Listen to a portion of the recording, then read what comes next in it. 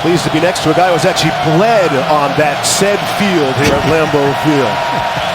More gory details coming up shortly. LSU won the toss. They deferred. Wisconsin will get the football first. Cameron Gamble is set to have his toe meet the leather. And the greatest college football opening weekend in history continues on.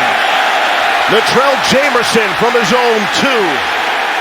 And he'll bang it out to the 18-yard line. Kevin Tolliver able to make the special team stop. And with that, we say hi to Bart Houston.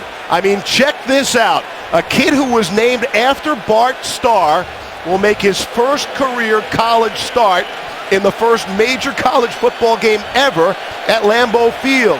You can't make this stuff up. Also worth noting, he has not started a game since December of 2011. What's he feeling, Grease? I don't know if he's feeling his extremities right about now, partner.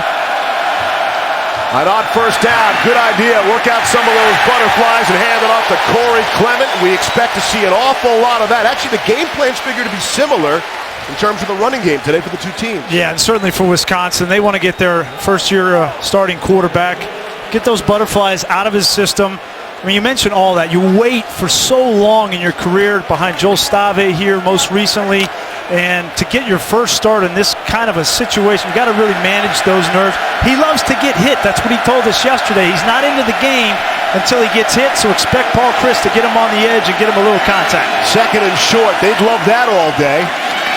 And again, it's Clement able to break through one tackle, and he's very close to the first down and has it. It's a great start for Wisconsin. They know that they want to get their best player, Corey Clement, into this game. He's worked his tail off to get back in this situation, not only on the field, but as we talked about, off the field. Paul Chryst said he needed to mature, learn from what happened a year ago, come out and prove to his teammates and re-earn their respect. First couple of runs, he looks good. Started out last year with what he thought was a groin injury, turned into a sports hernia. There was an off-the-field incident as well. Saw action just 4 games a year ago. And why not keep feeding him Clement for a short gain, and now he's pushed back, Todd. And if Clement wasn't angry enough about everything that happened, Ron Dane, the great former Wisconsin Badger back, has been texting him every morning. I saw Ron down here on the sidelines before the game. He said, hey, I text him every morning. He was like, listen, all I hear about is Leonard Fournette. Fournette this, Fournette that. I don't hear anything about CC. And just watching him in these first 3 runs, he's running angry right now. He's excited for this moment. He's a very violent runner, Todd. You can see that he has put the time in the offseason, got himself in great condition. Just as big as Fournette. They're both 230 pounds. Clement's a little bit shorter, but just as explosive. Clement will get a breather here. Dare Ogunbowale, who filled the void of Clement a season ago, is in the backfield. And Bart Houston is firing and completing. And what a feeling that has to be for Houston, able to hook up with his tight end, Troy Fumagalli, for a first down. Yeah, Fumagalli has got to be a big part of this Wisconsin offense. Just a nice little flat route or arrow route. Easy throw for Bart Houston. Doesn't have to read the middle of the field. He can just look out there and get an accurate ball for a first down. So far, so good, Wisconsin. Ogunbowale stays in there in the backfield. On first down, 2 tight ends. And they'll hand it off to Ogunbowale. And a good stop there. Lewis Neal was the first Tiger to bring him down. Take a look at our impact players here for Wisconsin on the offensive side. Ryan Ramczyk is a new addition at left tackle, comes over from UW Stevens Point as a transfer. We talked about Fumagalli. He's already made an impact. Arden Key and Jamal Adams, 2 of the most versatile pieces in this LSU defense for their new defensive coordinator, Dave Aranda, who obviously has come over from Wisconsin a year ago. Awkward first game after meet your old team. Set up the draw, and it's Ogunbowale. He's just shy of midfield. Devon Gottschalk made the stop there after the gain of 6. Well, Dave Aranda, there's no surprise or question anymore. Widely regarded around college football as one of the best defensive minds. I think he was the hire of the offseason in college football. Les Miles pulled the coup to get him to come down to Baton Rouge. I think you're going to see his mark on this LSU defense from the very beginning. Pulled a coup, pulled out the checkbook too, didn't he? You know what? He's got a ton of talent, Steve, on this that he didn't have a year ago. 3rd down and 4. Here's Houston. Good protection for him now. Slips and falls forward. Again, shy of midfield. Arden Key was there on the pressure. That's a great job of containment by Davon Gadchild. Watch him. He's coming on the outside, number 57. See him right here. He's going to hold him to the outside. Doesn't let him get outside. Know your personnel, and that's one thing Dave Aranda obviously knows Bart Houston, what he can and can't do. Keep him in the pocket on 3rd down situations, constrict it, and they get off the field. Tre'Davious White is back for the punt from Anthony Lottie, and he shanked it. Lottie's a true freshman, Steve, and there were some questions from Paul Christ about whether he'd be able to do consistently what he needs to do today. Get our first look at Leonard Fournette on the season. Come back, the Tigers of the football. One of the top overall players in college football. With another gear! Hurdles a defender. Oh, what a move by Fournette. Still on the loose, number 7.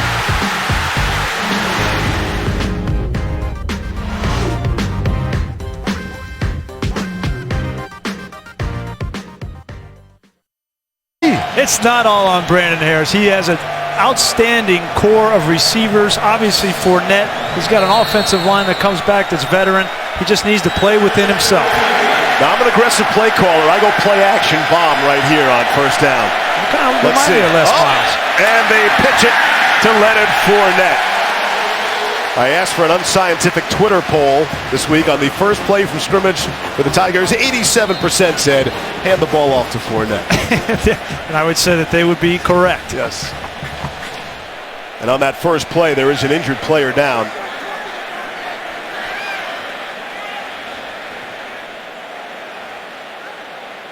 Could be Chris Orr. That'd be a big loss for Wisconsin. He obviously is playing. TJ Edwards, their leader at linebacker, has been hurt during training camp. The lower body injury and probably won't be ready until next week at the earliest. So if they lose Orr, this would really hurt their linebacking core, which has been the strength of their unit. J.D. Moore got the block on Orr. It looks great, doesn't it, with the green and then the purple and the red. 2nd down and 7 now. LSU ran 65% of their offense out of the eye, and they'll pitch it to Fournette, try to turn the corner, and he'll take on some people as he often does. And Ryan Connolly just checks in as the first to meet him. Well, Ryan Connolly, welcome to the 2016 season. You didn't expect that you're going to be in this role, but right after the first snap, now you got to play an entire game without any experience. He's a sophomore from Eden Prairie, Minnesota. Probably grew up. I don't know if he grew up a Vikings or a Packer fan. Be an interesting question. Either way, he knows the field he's playing on today, and the stage is big. 3rd down and 3.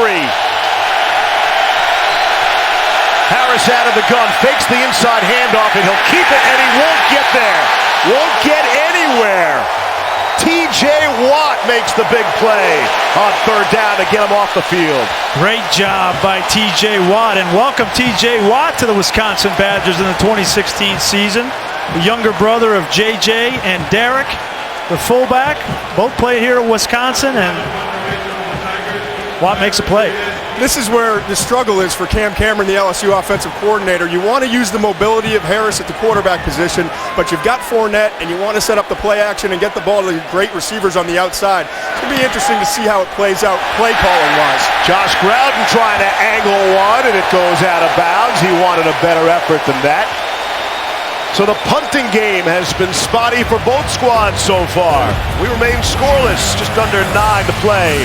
First quarter from Lambeau Field, Green Bay, Wisconsin. Just so that they are familiar with their environment. Second offensive possession for Bart Houston and Wisconsin. On 1st and 10 from the 40, excellent starting field position to give it to Corey Clement. Clement will get outside. He's out to the 48. And again, bring up a second down and short. Jamal Adams forcing him out. Yeah, and this offensive line for Wisconsin, much maligned a year ago. They had a bunch of injuries. Nice job. They're getting some push. This LSU defensive front, they are excited about it. They feel like they have athletes up front and can get in the backfield, but Dixon, Ramczyk, Maxwell, all those guys up front, over 315 pounds coming off the football. And they were hoping to have Dan Volz in there, the leader of that offensive line, but he has retired from football. And there's Houston on the money, completing the Robert Wheelwright for a big chunk gain. I like what they're doing with Houston early on in terms of the play calling. It's all about the run. It's got to be about the run for Wisconsin. But then when they're asking him to throw the ball, it's things that he's comfortable with. On the move, play actions, half the field reads, and he's doing a really good job so far, just playing under control and handling the moment. Yeah, Todd, I agree with you. That time, Jamal Adams gave him a freebie. He just missed him in coverage. You see him, he's over there working on his cleats. Maybe he slipped a little bit, but Wheelwright should not have been that wide open. Gain of 21 on the play. Out of the 32 now of LSU. Quick hit handoff to the fullback, Austin Ramish, trying to catch the Tigers by surprise. Well, nobody's going to be caught by surprise by number 55 for LSU, Trevante Valentine. He's 360 pounds. Are you sure? Is that what we're going with, 360? I'd say he's a biscuit away from 3 3/4. He's an outstanding run defender in the middle of that defensive line for LSU. Been a lot said about him. Obviously, last 2 years in junior college, he's gotten his grades together, his life together, and now he's playing for the Tigers. #1 recruiting tackle in his class out of the JUCO system. Off the play action, Houston able to complete to his tight end Eric Steffes. Tashawn Bauer making the tackle. That's a great start for Bart Houston. We were talking with him yesterday on the field, and you looked at me when we were talking to him, and he didn't look like he was that confident. A lot of nerves. Obviously, you're going to have a lot of nerves. Paul Chris has done a great job, as Todd was outlining, getting him into this game. He's been very efficient. Now here, 3rd and 5 in the red zone. You got to be smart with the football. Tough to get more efficient than 3 for 3. 3rd down and 5. Again, good protection. It's there if he wants it. Little hesitation, and it looks like he has it. Well, very close, just shy of that marker. Maybe that hesitation will hurt him. That's a great reaction, though, from Bart Houston, right? Didn't look clear enough for him. Just tucked the ball down. It's a safe play. He wanted to get hit anyway, so now he's got hit on top of it. And I think Paul Chris, there's no question, he's going for it on 4th and inches. I love this call, by the way. I mean, you got a physical back in Clement. Your offensive line has come off the football early in this game. And you're rolling. Yep. Got a chance to put LSU on their heels. 3 tight ends. Need 1 yard. Kendall Beckwith came up to make the big stop. Needed 1 yard and didn't get it. Kendall Beckwith right in the middle of the field. Outstanding linebacker. Here he is. He's just going to shoot the gap. Great hesitation by Beckwith. Lets everything unfold and then shoots his gun in the back. Comes up with a big 4th down stop. You still love the call, though. I do love the call. Right. I do. Listen, this is Wisconsin, right? And what do? They run the football behind a big offensive line. Paul Chryst giving his guys an opportunity to make a statement. Now, if you turn it over, defense has to stand up. So Wisconsin 2 possessions in. They have not been able to show any points, but still very good start for the Badgers. Able to move the football anyway. Second chance to see Brandon Harris with Leonard Fournette behind him all by himself.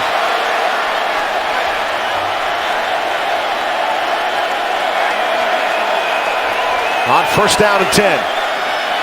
Pass all the way. Fournette was the decoy there, and Malachi Dupree tried to go up and bring it down. 6'4", 195 pounds, and couldn't make the catch. I think you see Cam Cameron trying to get his quarterback into the flow of the game. Brandon Harris is a very emotional player as well. Some would say not the most mature emotionally. Sometimes he lets things get to him. I think he needs to shut out everything that's being said about him externally and focus on his game and not worry about everything else, and he'd be in a much better position to perform on the field. 2nd down and 10. Play action. Throwing. And again, just a little too high for Dupree. Set for our first update of our game in the afternoon. Here's Cassidy Hubbard in the studio.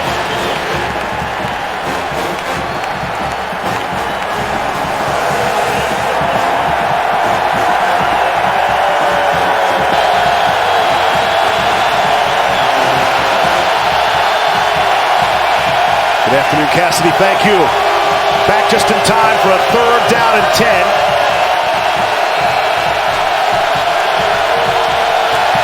This crowd's getting into it. All these Badger fans, the majority. This is a loud stadium.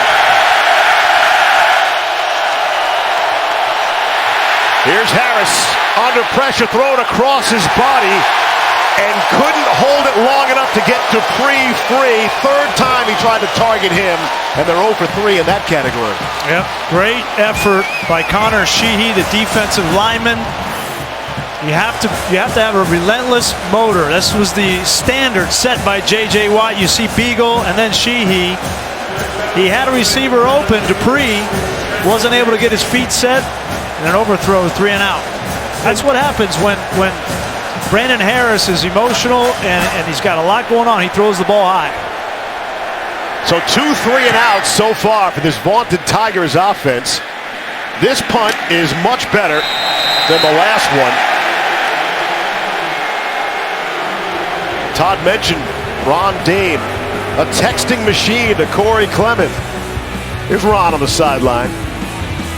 Still waiting for our first points from Lambeau Field.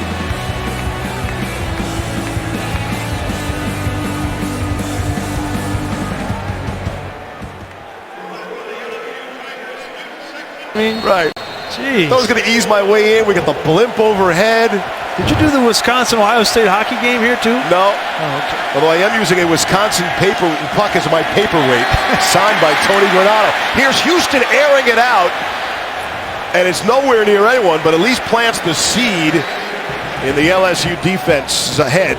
What are your keys to the game that are still possible right now? You know, Wisconsin to pull this upset, and it would be an upset, I think they need to obviously try to contain Leonard Fournette. You're not going to stop him, but to keep him under 150 yards, I think would be a good goal.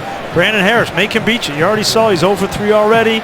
He starts to get emotional. You can obviously get some hits on him would be good, and then get Clement back on track after last season. So Wisconsin wins. It's an upset. Houston, though, today was not an upset, Chris, huh? Not in my mind. All right. Not in my mind. Speaking of the playoff, Dare Ogunbowale on the carry. Duke Riley came up to make the stop. You know, people forget about Ogunbowale, but he had a lot of carries a year ago in Clement's absence. They also add in Taiwan Deal, who's ascended to that backup halfback role. So they've got 3 guys, Wisconsin does, that can really run the football and have experience. Jamal Adams looked like he was shaken up there for a moment. He just ran off the field. He's another key player on that Tiger defense. On 3rd down and 6.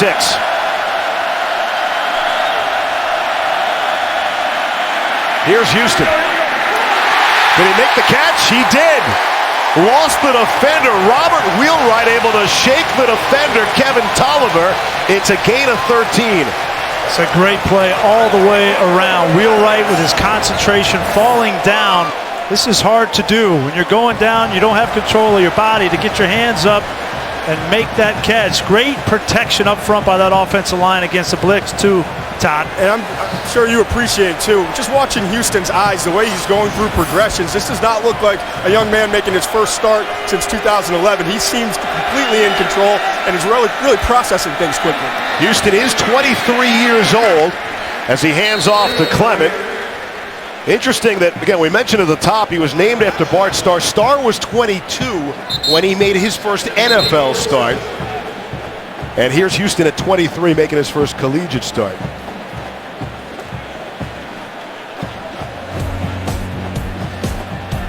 There's a family shot.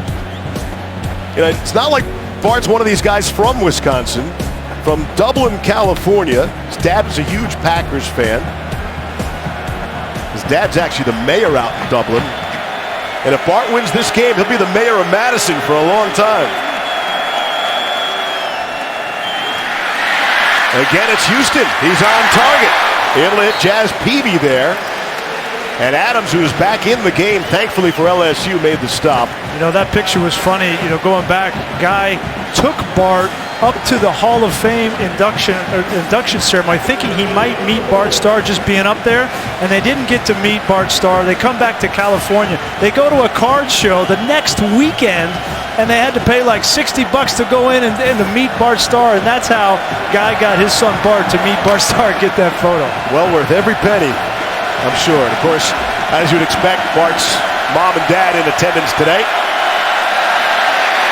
Hand off to Clement. Has the first down. And again, outside of scoring, everything has gone well for Wisconsin so far here today. Absolutely. And it all starts with the bread and butter of this Wisconsin team is the offensive line. They are coming off the football. They've had to listen all off season.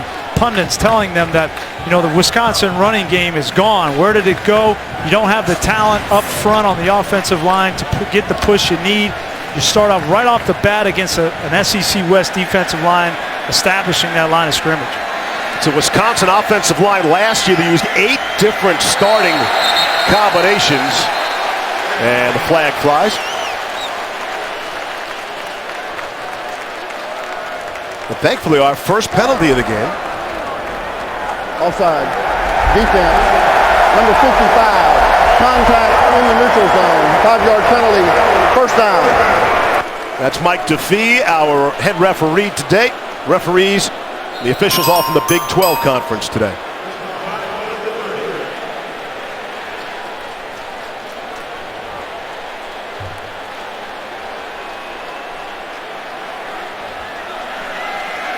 So first and short after they pick up the marker. Houston off the play action. And tried to just dump it down and a little too strong. Tre'Davious White had the coverage there. And a busted play there. But again, a good decision from Bart Houston. Play was not there on the strong side. They tried to run off the power and just throw the ball in the flat, but the fullback falls down, so doesn't panic, which is the most impressive thing right now. And he gives his tight end an opportunity to make a play, but he doesn't make it. They're still in second and medium situation. I think, talking to him on the field yesterday, it's beat Bart Houston. Don't try to beat Bart Starr, but beat Bart Houston might be good enough. 2nd and 5 after the incompletion. It's Houston able to complete to Fumagalli, who's showing Todd no ill effects from the stitches he suffered when he had his hand stepped on by a teammate in practice. Yep, Fumagalli, here he is right here, just going to leak out into the flat. Safe throws. Paul Chryst, one of the better offensive minds in all of college football. Remember, he had one of the most explosive offenses. Got it going already. A little tempo here by Wisconsin. That's Taiwan Deal, so we see our 3rd different tailback for the Badgers. And just going back to Fumagalli at tight end, 30 stitches, 15 on the top, 15 on the bottom after his teammate Arrington Farrar stepped on his hand. And amazingly, this is just 2 weeks ago, right after we visited them. And 2 days later, he's back out at practice. Really had no damage to his hand. It was a huge injury. They stitched it up, and he's catching the ball now. You can see on that last play, he's doing a great job getting off separation, and he's all week in practice, they said, catching the ball with his hands and having no problem. 2nd down and 8. Badgers have been down here before with nothing to show for it. Here's Houston again, good protection. Scampers out of trouble, makes a move, and keeps on running. And he's down to the 5. Straight ahead running for Bart Houston. You think Bart Starr had a couple of these runs like this? Outstanding. Look at the pocket presence, poise, surveying the field, and then he doesn't panic. Lewis kneels right on top of him, gives him a little shallow cut, then lowers his shoulder and runs right over our linebacker, Duke Riley. He was just playing with you two yesterday. Guy's fearless. He's a gamer. Total yards so far in the game. 115 for Wisconsin, 7 for LSU. And the Badgers knocking at the door at the 11. On first down. Coming up in the final half minute, quarter number 1. Here's Clement. He's down to about the 7-yard line. Dwayne Thomas made the tackle. And I think it's worth mentioning that not only has Wisconsin kind of controlled this first quarter, but this is the kind of game that they want to play. They want to shorten this game. They know that they're outmatched from a speed standpoint, special teams, those kinds of things. There's tons of talent with Leonard Fournette. The more time he's on the sideline, the better it is for Wisconsin as they run out this first quarter. Surprise, scoreless after one?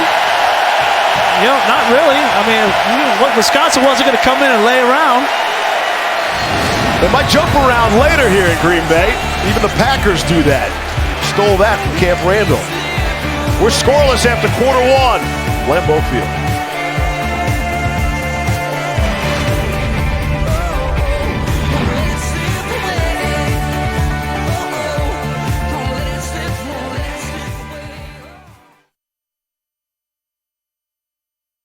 Get him in the game grease. You know, they only had the ball for 1 minute and 53 seconds. And this is all fine and dandy for Wisconsin. They need to cash in some points here because LSU will score eventually. Down by the goal line and down to the 5-yard line now. Ogunbowale is dropped by Greg Gilmore. And here's the situation where, you know, Bart Houston, he's been great so far on third downs. Made that nice throw to wheel right for a first down. He's used his legs at times. The 13th play of a drive here. You can't go this length of the field, this many plays, and on third down here, you've got to convert. They already went for a 4th and 1 inside the red zone. Here's 3rd and 4 coming up. Somebody jump? I think the left tackle, Ramczyk, left a little early. Tough spot for that penalty. False start. Offense. Number 65. 5-yard penalty. 3rd down. You got some really good edge rushers. Arden Key, Lewis Neal on the outside, and Ramczyk. You know, this is his first go-round against FBS talent. Left a little early. You don't think he played in front of these kind of crowds? Division III Wisconsin, Stevens Point. Kid's supposed to be a freak athlete, and that's the ultimate compliment. Jumped early there. The area of the field where Paul Chryst loves to use a screen game. 3rd and 9. Houston to the end zone. Picked off. Ricky Jefferson saves the day for LSU for now. Penalty and then the pick. Obviously a poor decision there, you know, and I think part of it is don't put your quarterback in this kind of position. He gets pressure in the pocket. Obviously, you're going to see here, roll it, guys. You're going to get pressure in the pocket, and there's 2 guys back here. You don't see it real well. Gilmore and Jefferson. That's an easy play for Ricky Jefferson. The pressure was coming on him, and he felt it. He couldn't step into the throw, which was part of the problem. The other part was he just forced it. He was kind of hoping that the receiver would be open. 2 defenders there. Couldn't get anything behind that throw because there was nowhere to step into. And Todd, I think you know that's a lack of experience there for Bart Houston. You know, you haven't been in a whole lot of situations, game time, crunch time situations on third down in the red zone. That's where you have to be at your best. And I think Paul Chryst will pick him up on the sideline and say, learn from it.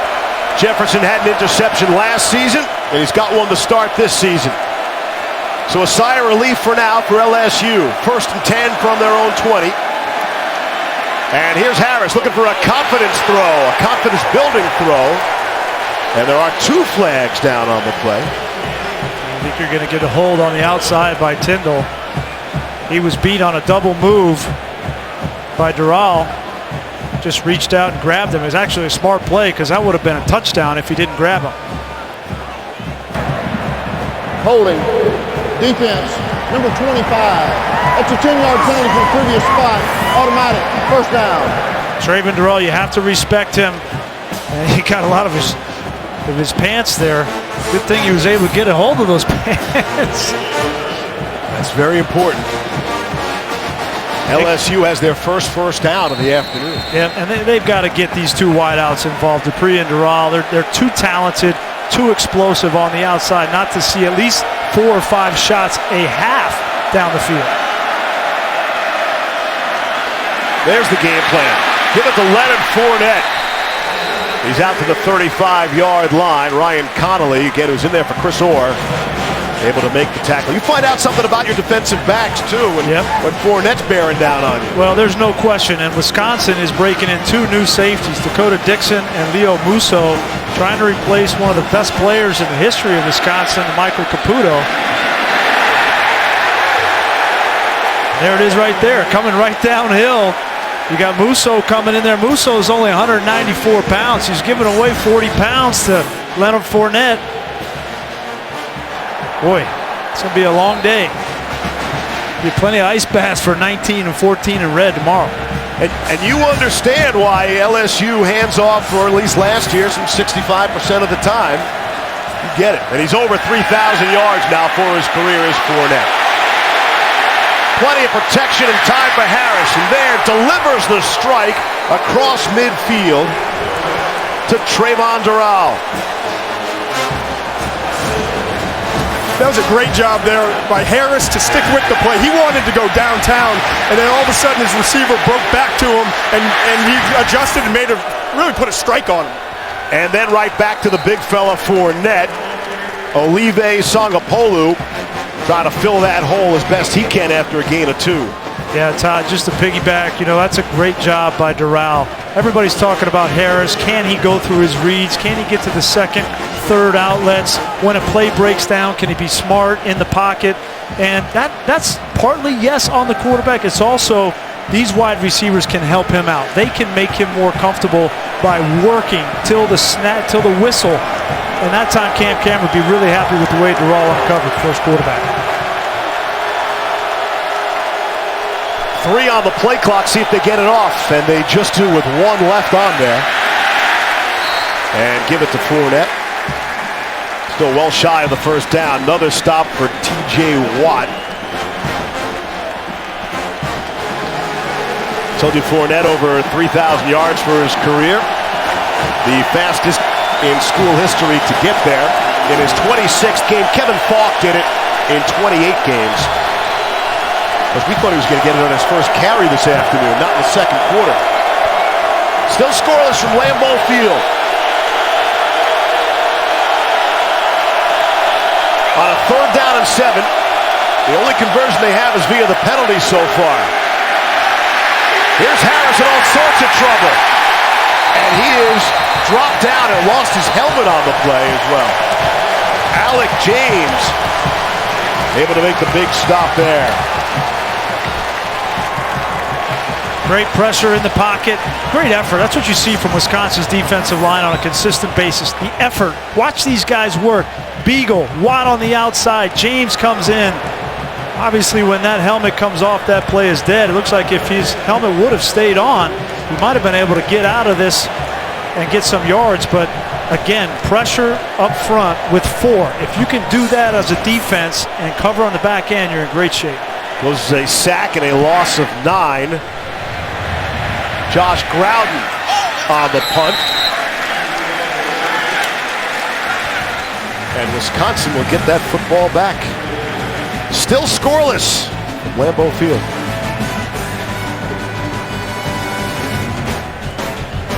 Wearing his Favre jersey to practice, and a lot of these guys, man, this is their hometown heroes, and for them to come up here and go through the Hall of Fame, they practiced in the Don Hudson Center. Yep. And to come out here and do their Lambeau leaps, obviously because they're not allowed to do it today, which is another story that I don't agree with. Maybe give them a one-game reprieve, but the NCAA said no. Houston off the play action. Set up the screen to Fumagalli as tight end. He's got a first down and then some. Kevin Tolliver and Ricky Jefferson on the stops. Talked about Fumagalli being an impact player for Wisconsin. You can't just depend on the running game. He's got to be a factor. Now, nice design in the screen game. Runs right over Tolliver. Perfect time to call it, too. Back against your own end zone. Houston is patient with it, and he sees Arden Key, the best pass rusher for LSU, come free, and that's when he decides to look back and dump it over his head. Great call by Paul Chryst, and really good execution by Houston. 3rd time he's been targeted and able to make the catch. Fumagalli. Move the sticks on first down. Give it to Corey Clement. Bangs ahead for a few. And just to clean up the Lambeau Field leap, we are told the Packers actually tried to petition the NCAA to say, hey, maybe special dispensation, just this one game. And the NCAA said, nope, not happening. Les Miles came out and said, any of my guys do it, they'll be hitchhiking back to Baton Rouge. You know, NFL, we thought stand for no fun league. Right. Now NCAA, no celebration at all. Come on, man. It's crazy. Bill Lamagnier is with us here, our rules expert, and guys are getting on him. Of course, Bill works for us now, and not the NCAA. It's not his fault. Quick pass to Jazz Peavy. Tre'Davious White made the stop. I didn't see you attempting a Lambeau leap in the pregame. That wall's a little taller than you think. You know what? And I'm told there's a way to cheat it, that one of the ends is actually lower than the other end. I just don't know. It's very difficult without the fans. See, the fans are critical to your success because they have to. If you don't make it, they can pull you up. They get you halfway, right? 3rd down and 2 coming up. Taiwan Deal is the single setback behind Bart Houston. Austin Ravish in motion, and they got 2 tight ends as well. That's Fumagalli. Sets, or did he? Timeout was called before the snap. Prior to the snap, Wisconsin takes its first time out of the half. It's all Wisconsin. You got to jump up there, you know. Maybe you could trampoline down there, you know. Todd is very athletic. I'll just take tennis shoes. Or you can be like Pollock now. You Listen, if you want me to do it, we'll do it. That sounds like a confident man who knows he can. Stick around for the 3rd quarter. Try to keep people. 3rd down and 2. Big play, under 10 to play in the first half. Here's Houston. Got time, he'll tuck it and try to go. There is a flag down on the play. He has the first down, but there's a flag in the neighborhood of what you'd expect to be holding.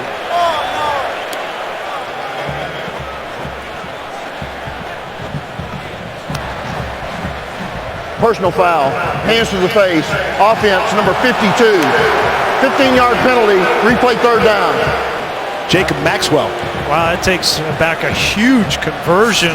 You know, these offensive linemen, here he is right here on the outside, gets that left hand up around. Now, you got to take that off. You get it up there, and it can be incidental if you take it off, but if you leave it up there, then they're going to call that foul. And Arden Key, you can tell he was upset about it, but it takes away a huge conversion and a great decision from Bart Houston to pull it down.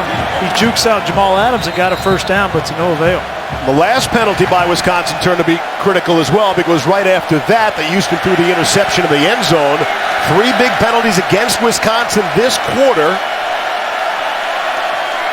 Take away the first down and push it back to make it 3rd and 17 now.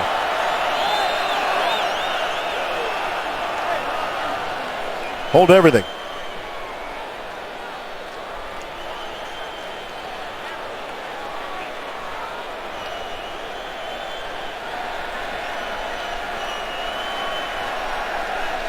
Here's where you got to be smart if you're Bart Houston. We talked about the inexperience on the interception. Knowing situational football, the likelihood of you converting here is not great. Just don't make the critical error and turn the ball over.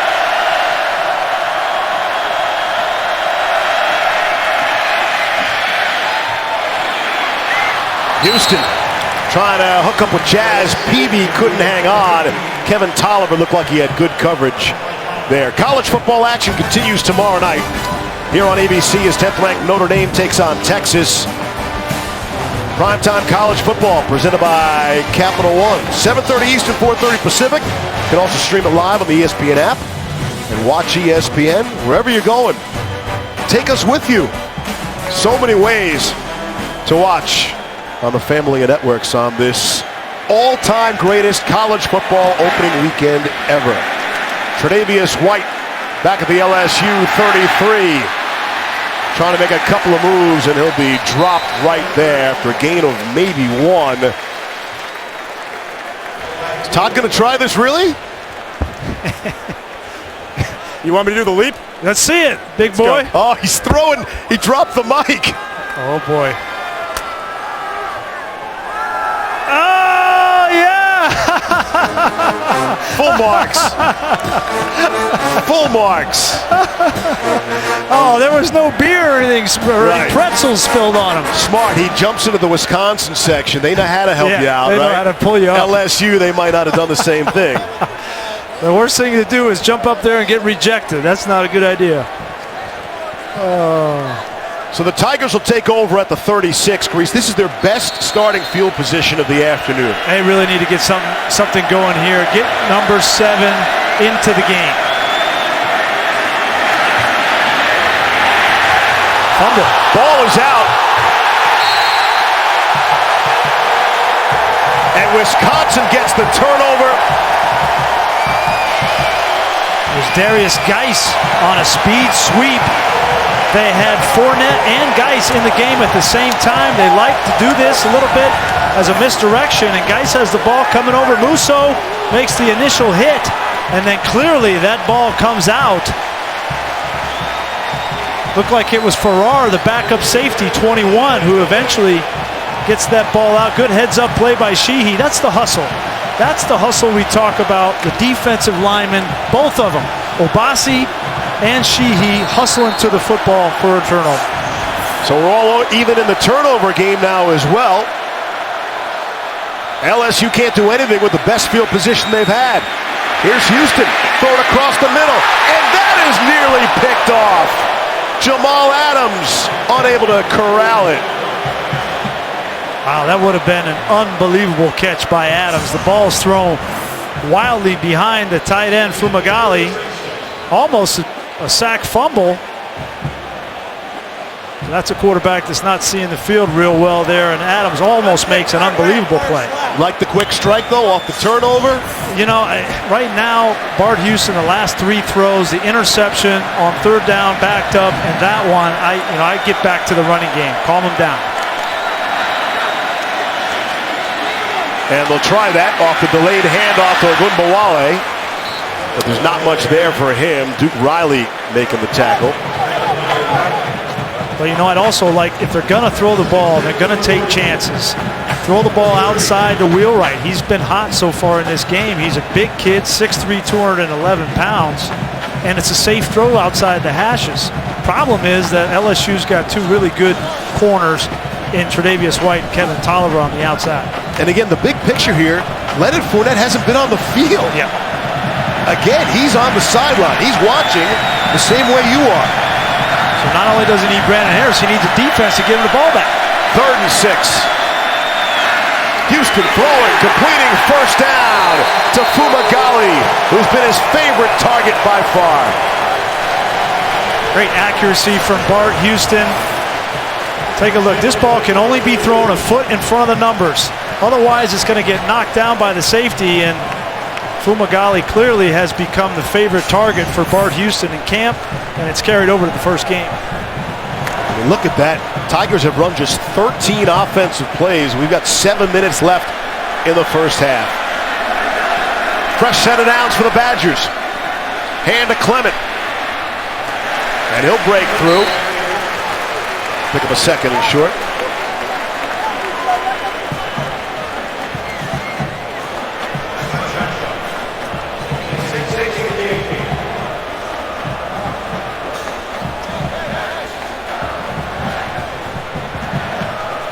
Boy, doesn't it seem like Wisconsin is just content to take as much time off the clock. They're not in a hurry. They're going to huddle after every play. They want to milk it. But this has got to bite the Badgers at some point if they can't cash in points. Certainly.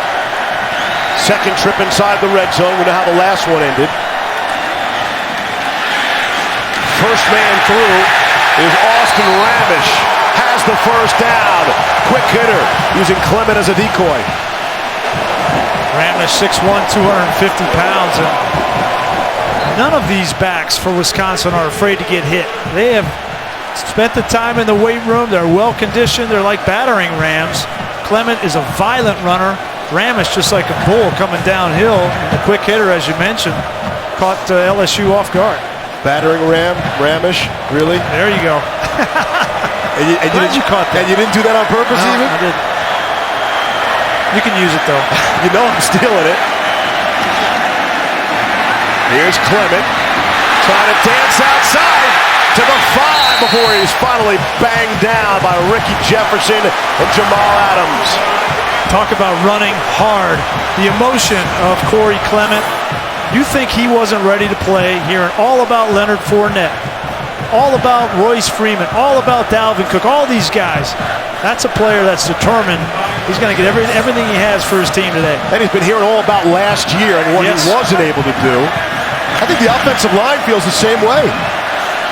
Well, you can say it all you want in the offseason, but until you go out and show it on the field, they don't want to hear all that stuff. They want to see.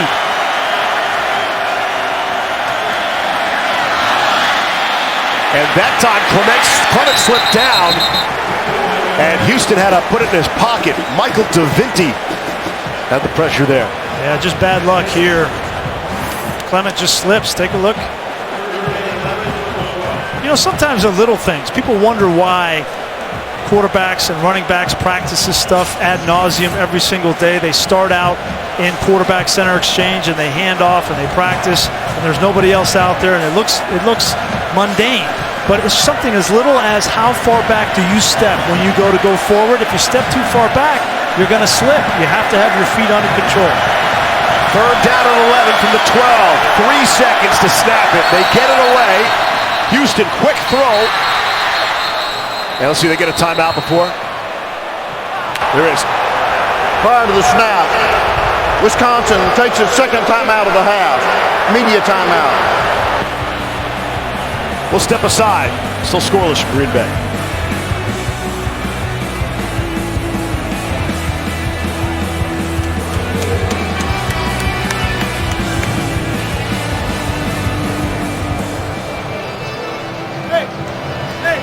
USC looking forward to that. Looking forward to every game. The greatest opening college football weekend ever, and it continues here. Wisconsin has gotten as far as the LSU 23, the 10, and now to the 12 with no points to show for it. Here's third down and 11.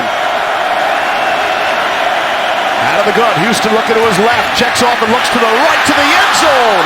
In and out of the hands of his wide receiver, Robert Wheelwright. Pretty good job there by Bart Houston. Using his eyes, he tried to move the safety away. See him look left and then come back and throw right. Puts that ball up high, which you might look like an overthrow there, but that's actually a good position in the end zone with a tall receiver at 6'3". Give him a chance or nobody catches it. Safe throw. And 18's been blanketing these receivers. A lot of man-to-man coverage from LSU today. Tre'Davious White has been all over these guys. Could have been completed, yes, but he was right there. 30-yard field goal attempt is on the way, and it is good. Rafael Gaglianone gives us our first points of the afternoon. 3-0. The Tigers trail. This on the heels of... The Tigers has been through so much and unique struggles this offseason, from race to politics to natural disaster, as you mentioned. And Les Miles is uniquely qualified and has the right kind of touch and approach, personality, and he's really taken on that Baton Rouge community as his own, and they love him. And that'll go out of the back of the end zone, and LSU will take over at the 25. The two kickers in the game today will be forever linked. We mentioned Colby Delahousse. He was the only survivor in that car crash here in Wisconsin that claimed the lives of Michigan State punter Mike Sadler and Nebraska punter Sam Foltz. They were returning from a summer kicking camp in Wales, Wisconsin. Delahousse suffered some second-degree burns. And we mentioned Gaglianone. He changed his number from 10 to 27 in honor of Sam Foltz. Gaglianone, every other year, would have been in that car. Yep. Would have been in that car. Instead, he made a last-second decision to go back with Connor Allen, their freshman punter. So everyone really in the kicking community still trying to get over that terrible tragedy of the offseason. LSU very close to a first down. Looks like they have it. Traven Doral able to make the catch for 11. Just to finish on that story, because it's a tragic story. It's also a story that gives you a little bit of an insight into these college players, the young players. They develop these bonds and relationships, and Gaglianone always looked up. He said, I always looked up to Sam, and I want to honor him, and I want to have a reminder of how blessed. All of us are every day because nothing's guaranteed. And those kickers have a special group, special bond, right? Some of you big, tough, rough football players, don't consider they're not football players, they're kickers. And so they bond with that, the kickers, the punters, and you attend all these specialty kicking camps.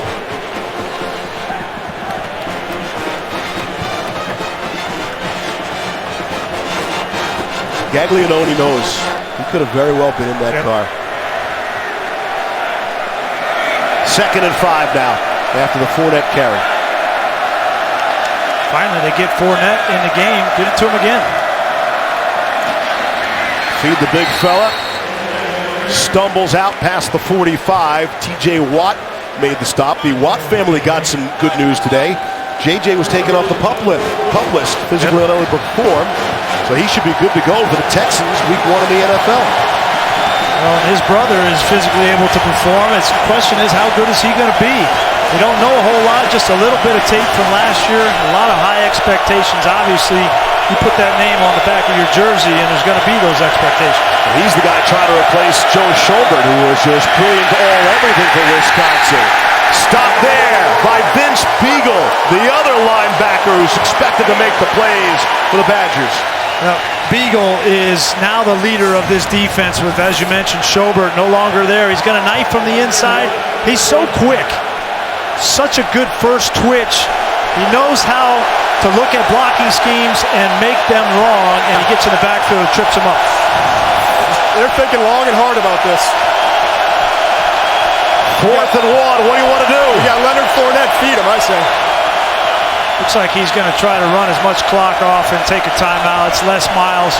He's going to go for it. He says, I don't need a whole 2 minutes to get down there and get some points. I don't want to leave anything on the clock for Wisconsin. Take the timeout with the Badgers up 3-0 so far today. Got a long way to go to try to match that average from a season ago. He's certainly capable of it. And on 4th and 1, the stop is made by Wisconsin. T.J. Watt got in there to make the stop. The Mike linebacker right in the middle of the field. Again, we've seen this twice with the patience to come over the top and hit Fournette in the backfield. Question is, did Fournette have enough power? He had to get to the 46-yard line, Steve, and they've marked that ball at the 45.5. I would say based on that, he looks a little short.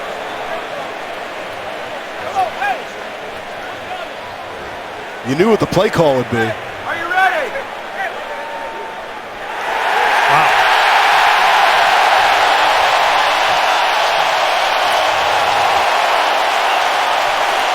Didn't get there. Look at the Mike linebacker right in the middle. He's the one that comes over. That's Sitchy. And I think that was a good spot. I don't think he got to the 46-yard line.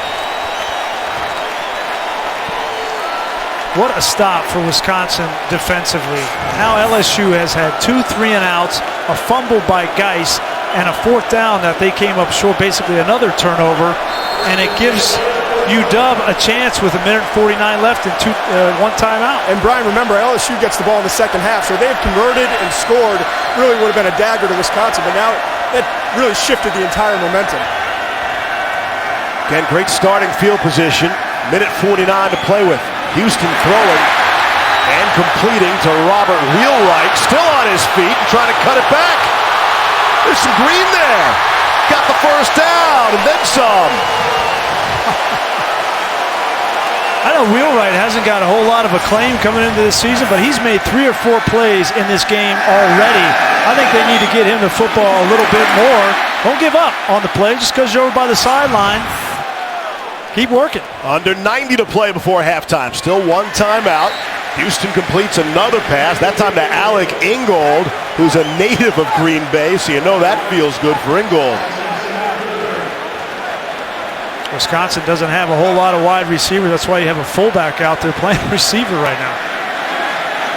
1:05 to go in the half. Good Bawale out of the backfield.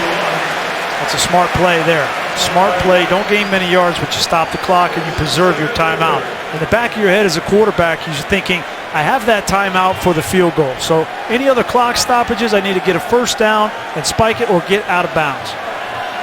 Under a minute 59. They'll start the clock on the snap.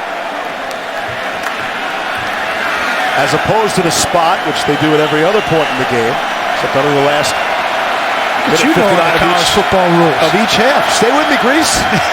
Stay with me, pal. Gonna throw, gonna take a shot here. And excellent coverage on Wheelwright.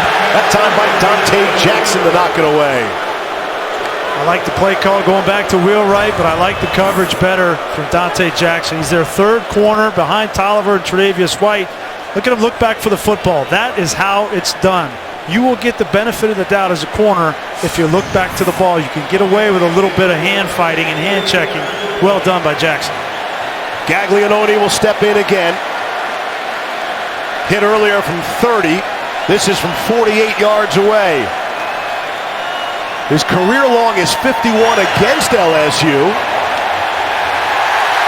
48, no problem. He's fired up about it. Why not? Badgers have a 6-0 lead. Cassidy, take it away. He was such a great mentor to so many young analysts coming in, broadcasting, and we'll love him forever. John became a TV star by making everyone else the star of the show. You can ask his pals and the sports reporters. Everybody claims John, too, as their own. The sports reporters, the hockey community, and certainly in college football as well.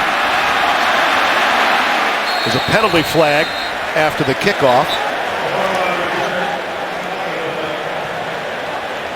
Foster Moreau there, able to come down with that. Kind of surprised, Steve, with the way that this game has played out. I mean, you knew coming in that During the return, illegal block in the back. Return team number 26. 10-yard penalty from the spot of the foul. First down. you knew Wisconsin's, their game plan was going to be control the clock, run the ball with Clement, and try to contain Fournette. They have done all three of those things. And if you're LSU and you're Les Miles, you go in the locker room, you need a little bit of fire and brimstone. You need a little Lombardi at halftime. They have got to get that running game going with Fournette in the second half. I mean, give me the shock level across the country. The halftime score is going to come up and very likely to be a 0 next to LSU. Well, I don't think it'll be that much of a shock just because we know that LSU has struggled offensively at times. Wisconsin defensively has been very good, and they have leftovers on this defense that they have pride too. Number one defense in all of college football a year ago against scoring. Final 48 seconds to play in the half. You tuned in for the Leonard Fournette show. Might want to come back for the second half because it has not been the case here in the first half, and that continues. And I'm not even saying it's been Fournette's fault. No. He hasn't had the opportunities. Well, it's been a combination of touches. You haven't had a whole lot of touches. They've only had 17 offensive plays in one half, and then they haven't been able to get any movement on this Wisconsin defensive line. Fournette, 11 touches, 35 yards. The record setter, and you know he knows what Christian McCaffrey did last night too, by the way. Dangerous throw, but able to complete to Malachi Dupree. So Harris shows you a confidence-building throw right there. Yeah, and I think Cam Cameron is just using these last couple of plays at halftime to get some confidence. One for Fournette and one for his quarterback, because there's only 9 seconds, not a whole lot you can do. 2 timeouts left for LSU. Let's see, take another shot. Why not? There's the deep ball, and it's got a man, and it's intercepted. Got the wrong man. Picked off by Derek Tyndall. Down the sideline. And that's how the first half will come to an end.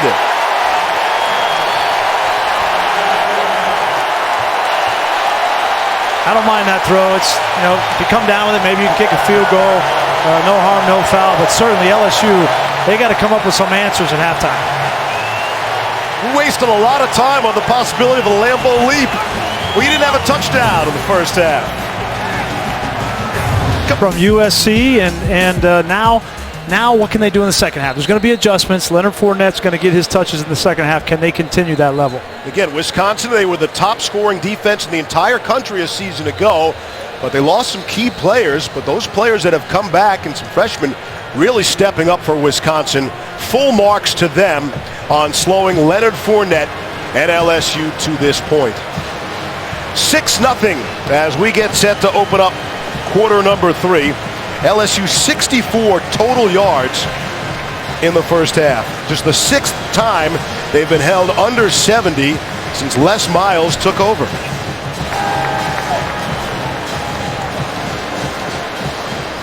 He's got to be frustrated underneath that helmet too, Leonard Fournette, I would think. Yeah, you know, I mean, there's a lot of pressure on him too. You know, obviously, when you have the kind of season he did a year ago, there's a lot of expectations. But he is, I think his psyche and his makeup is good, and I think that he's going to have an opportunity here in the second half. He'll probably make the most of it. There he is, guys, to let that go back of the end zone, and the Tigers will take over at the 25 as we take a look at today's right combination, brought to you by State Farm and my new best buddy, Todd McShay. I love these front 7 players. Great team defense we've seen early on in this game. See Vince Biegel there, slipping the block to the inside. The defensive line has had tremendous gap discipline throughout. Then we've got Ryan Conley, who came in just because of the injury, and he's played terrific. And then number 42, TJ Watt, taking on 2 blockers and going and making the play in the backfield. Great team defense, as I said, for the first half, taking a page out of that Alabama defense from a year ago, but can they do it for 4 quarters? We're about to find out. Well, he went Alabama already, didn't he? First down and 10. First play from scrimmage to open up half number 2. Always a good idea. Give it to Leonard Fournette, and he is dropped from behind by Alec James. Well, you got to block these guys. Alec James is right in the middle, and they don't even block him. Boutte just tries to get to the second level, and they underestimate the athletic ability of James. Obasi, Sheehy, Songapolu, and James. Those are the 4 names up front that have played outstanding in the first part of this game. 2nd and 9. Brandon Harris out of the gun. 2 receivers, bottom of your screen. Inside handoff to Fournette, and he spins away from 1 tackle, but couldn't get out of the grip of Ryan Connolly. Well, and Todd mentioned Alabama. You know, I think it wasn't as much on Fournette in that game as it was this offensive line. They got no push in the game a year ago, and they're struggling right now to get push on this Wisconsin defensive line. LSU has yet to convert a 3rd down, 0 for 4 here early in quarter number 3.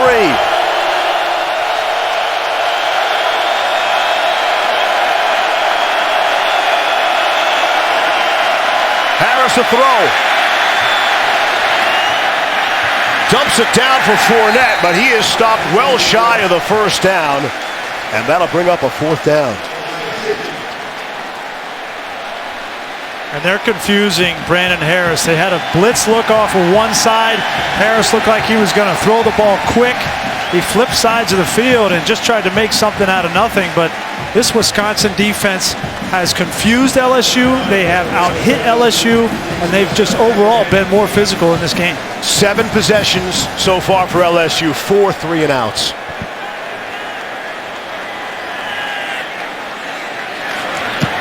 Groudon to punt it away. Oh. See which way that bounces. And that'll be stopped, and the Badgers will take over with excellent field position one more time. A 25-yard punt. Well, one of the biggest question marks coming into the game was Bart Houston in his first start. How well would he use his eyes? Look at him going through progressions, coming back, moving defenders. We saw him in pressure situations on 3rd down, using his eyes to affect defenders. You have to do this to get guys open in college football. Throwing the ball accurate on the outside shoulder for a big first down that led to 3 points. I would say Bart Houston has answered the bell in this game. And he was not a slam dunk to win this quarterback competition. Paul Chryst named him rather late. Here's Houston throwing. Got a man wide open. What a pitch and catch to his pal, Troy Fumagalli. 5th catch of the afternoon for Fumagalli. Play action, you get Clement going, you're going to affect the defense. Then you get Fumagalli, comes opposite field, and look at the placement on that ball. Most impressive thing about Bart Houston has been his accuracy. And in my book, Steve, that is the number one thing a quarterback must have, is accuracy. Pitch and catch for 27 yards, longest play of the game to this point. And now you run the run-pass mix, and there's Corey Clement. Things start to soften up the middle now a little bit. Well, isn't this what we talked about all offseason that LSU needed to do, right? And Bart Houston's doing the things that Brandon Harris isn't doing. And all of a sudden, yeah, you get a crease for Corey Clement, and he's going to make you pay. This is where they have struggled, though, Steve. They have not been able to be efficient in the red zone, and they only have 6 points because of it.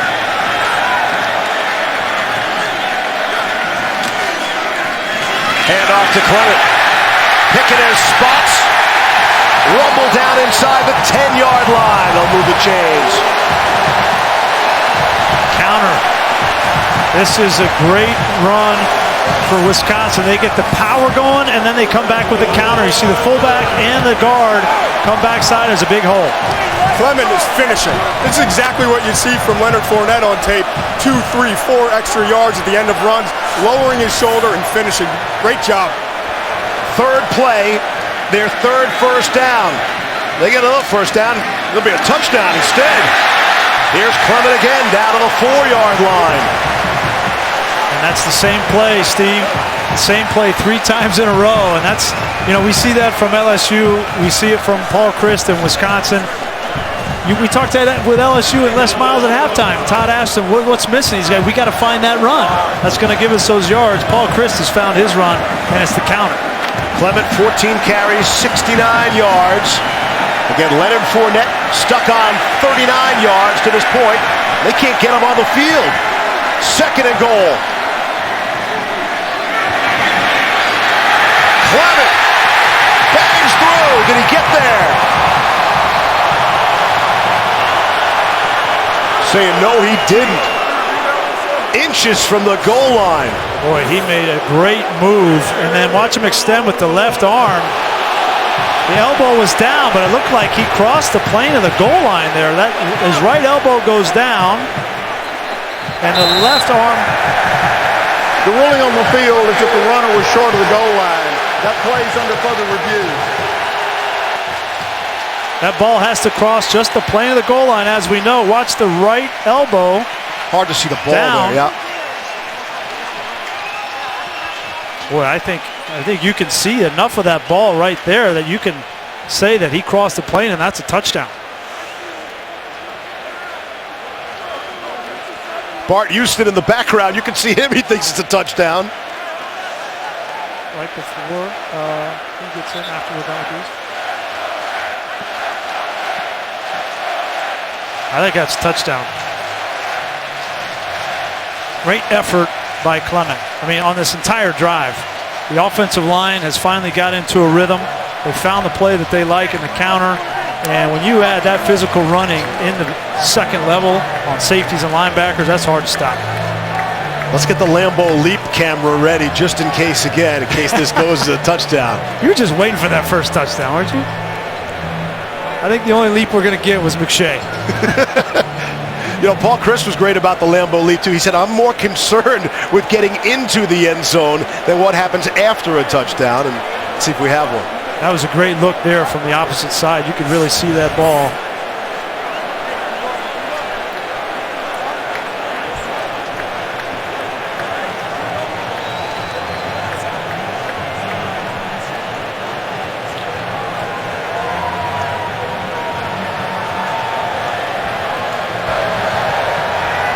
After further review, it's a touchdown.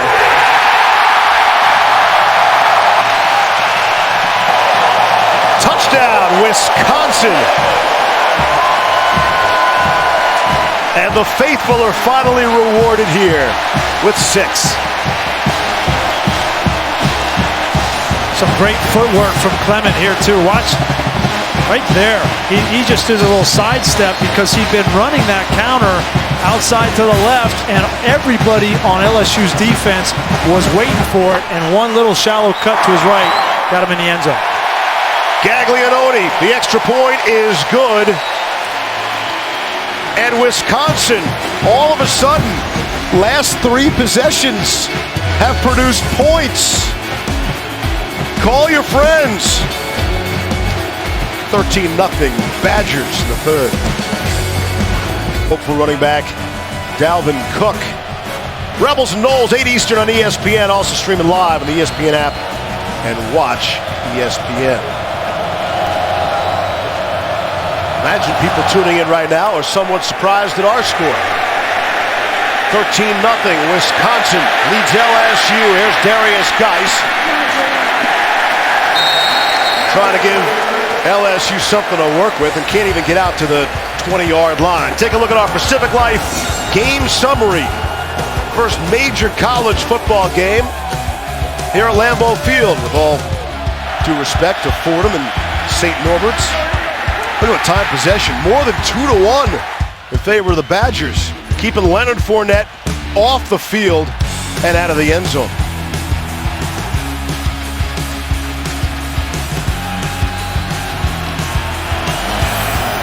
The numbers speak for themselves. That's roughly a 3-yard average. I was told there'd be no math. Here's Fournette trying to work on those numbers, and he cracks out ahead to the 22 before T.J. Watt brings him down. I think LSU now, you gotta think about balance on the outside. Cam Cameron, by the way, down on the field for the second game only at his LSU tenure. He did it in the bowl game, but he came down at the behest of Les Miles and Brandon Harris to kind of settle Brandon Harris down at times, to open the lines of communication.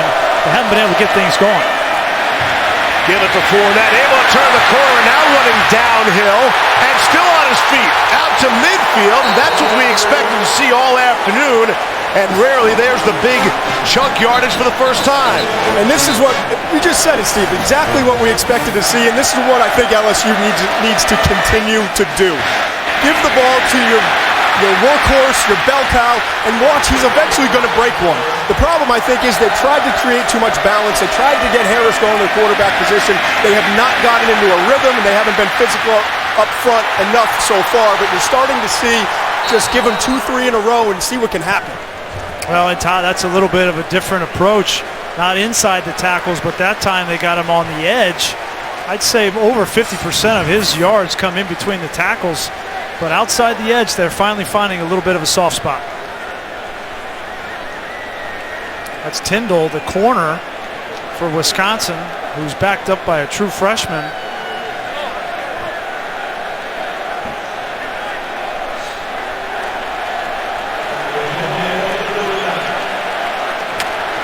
Every time a corner comes out of the game injured, the antennas go up.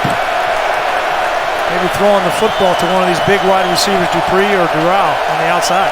This is just the 5th play LSU has run in Wisconsin territory, and they're in Wisconsin territory, I mean, barely.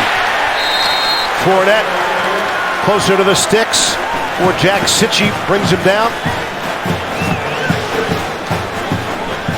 I think it's going to be the Leonard Fournette show here on this. I mean, you got the best player in college football, and you're down 13-0. He probably went over to Les Miles and said, listen, just give me the ball. Second and short.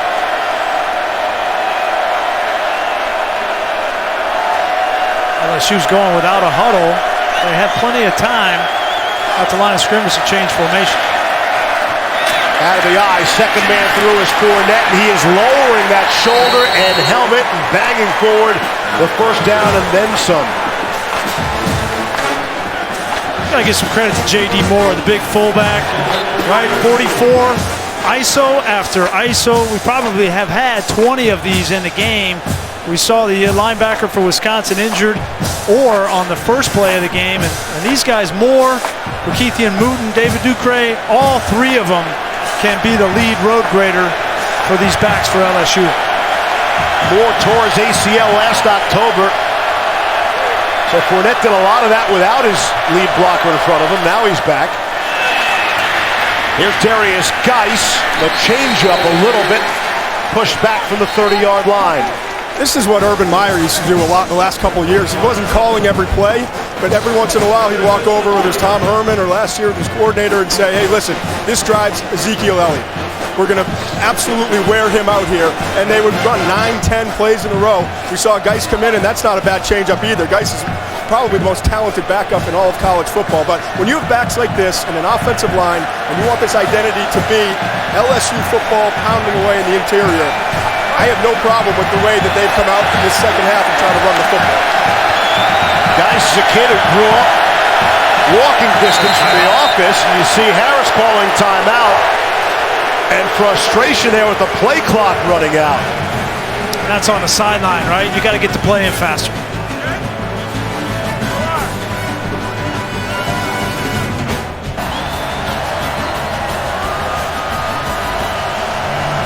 Saw some purple and gold. They haven't had a lot to cheer about so far, except on this drive. 5 runs for 54 yards after 30 yards rushing in the first 7 possessions total. Fournette's back in the game. And confusion in the backfield. Football is out, and Fournette gets it. That's coming out of a timeout, too. Jack Sitchie has done this from time to time. He did it in the bowl game. He just times up the snap in the A-gap, and there's nobody there to block him. They did it 3 times against USC in the bowl game. He had 3 consecutive sacks.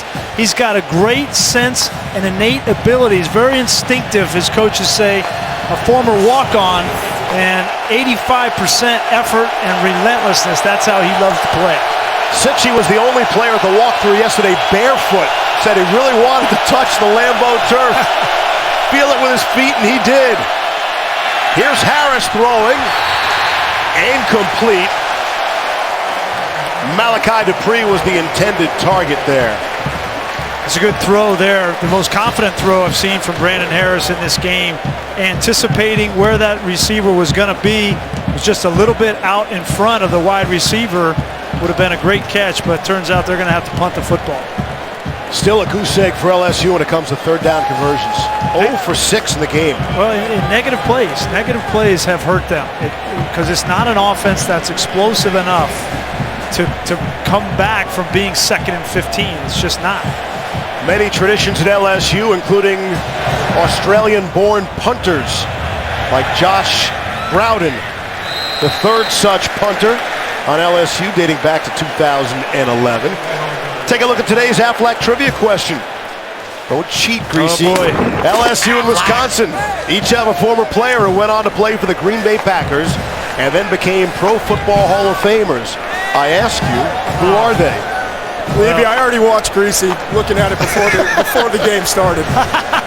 So that's how you guys roll, huh? Tell the truth, Todd. Did I get the answer right or not? At least one of them. You had one of them. Yeah. The other one, good luck. Really, you want credit for the one you got, huh? I started looking up around the Ring of Fame here in the stadium, thinking I could maybe find a name. I'll go with, how about Blood McNally? Is there a better nickname than that? They got 2 nicknames up on the wall. Earl Curly Lambeau and John Blood McNally. Digging it. On first down. Here's Clement trying to buy them some breathing room. Gets out to the 5-yard line. It's one of the things you see that's when you come out of the stadium and you see all these names. There's Blood McNally, and you see Lambeau, you see Nitschke, Willie Davis, Bart Starr, Jimmy Taylor. I mean, this is a cathedral to football, and you're really privileged if you ever have a chance to play in this stadium. Buy a ticket. Yeah. Pretty good privilege, too. It's Clement again. The Packers do not have their first home game here in the regular season until the 25th of September.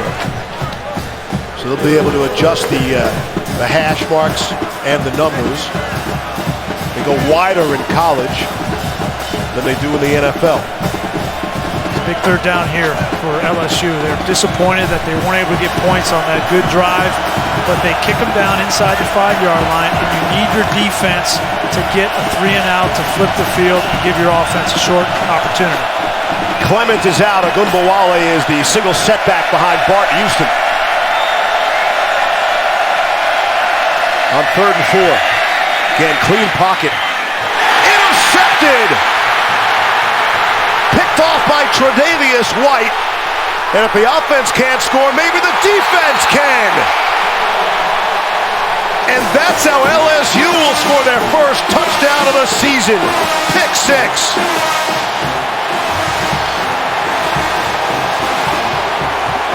Come back to situational football with Bart Houston. He threw the interception in the first half on a third down in the red zone trying to force the ball.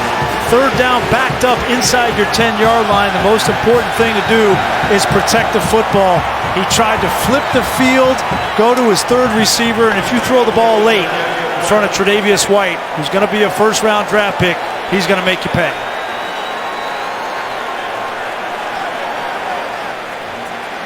Colby Delahousse, first opportunity for some points for him.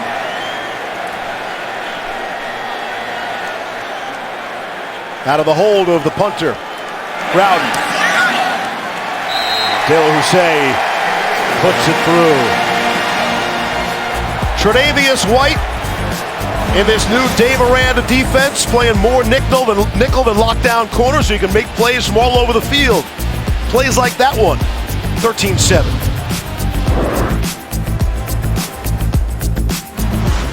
That one mistake. I was standing right behind him and had a great angle at the window in which he saw the receiver flash late but didn't see the corner behind him.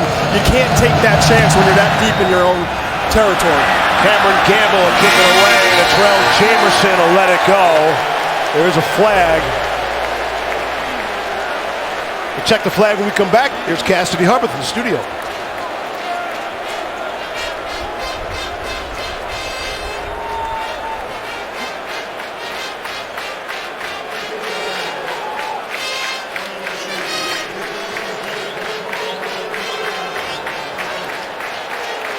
Well, that's a great sign for Kirby Smart. You know, you get that job and you don't know. You hope that Nick Chubb is going to be healthy.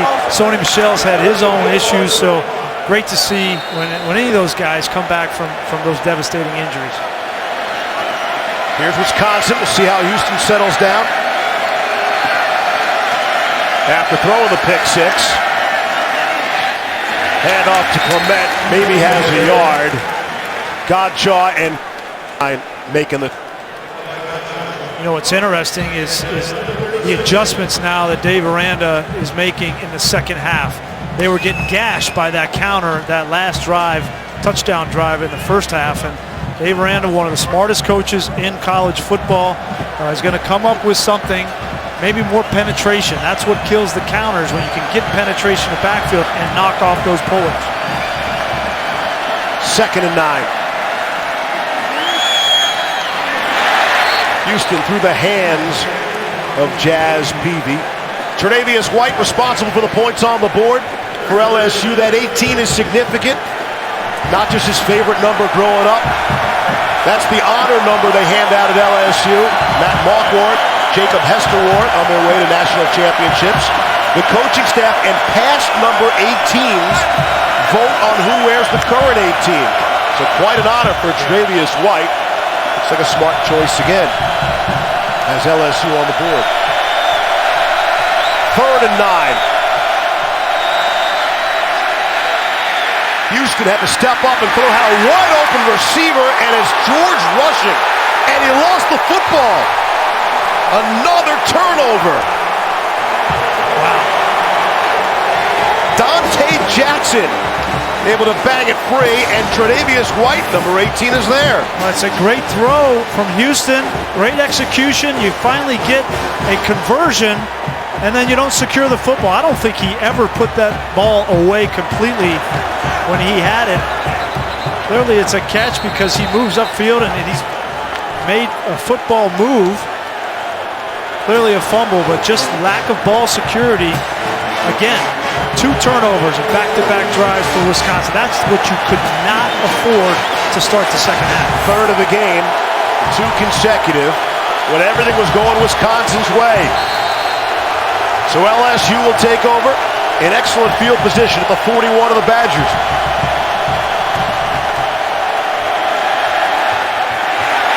Here's Harris.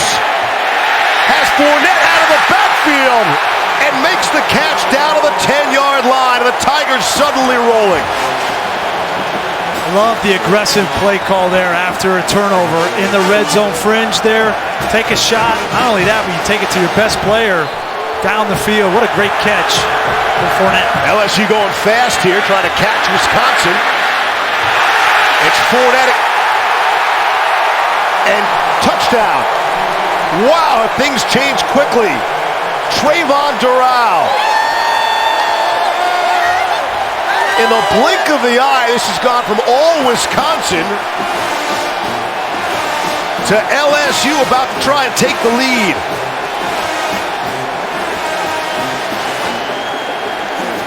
Great call from Cameron. You expect a downhill run from Leonard Fournette. Doral and Dupree haven't really got a whole lot of touches in this game, but they're so talented. You got to just flip it out there to him from time to time, and he made D'Cota Dixon miss for the touchdown.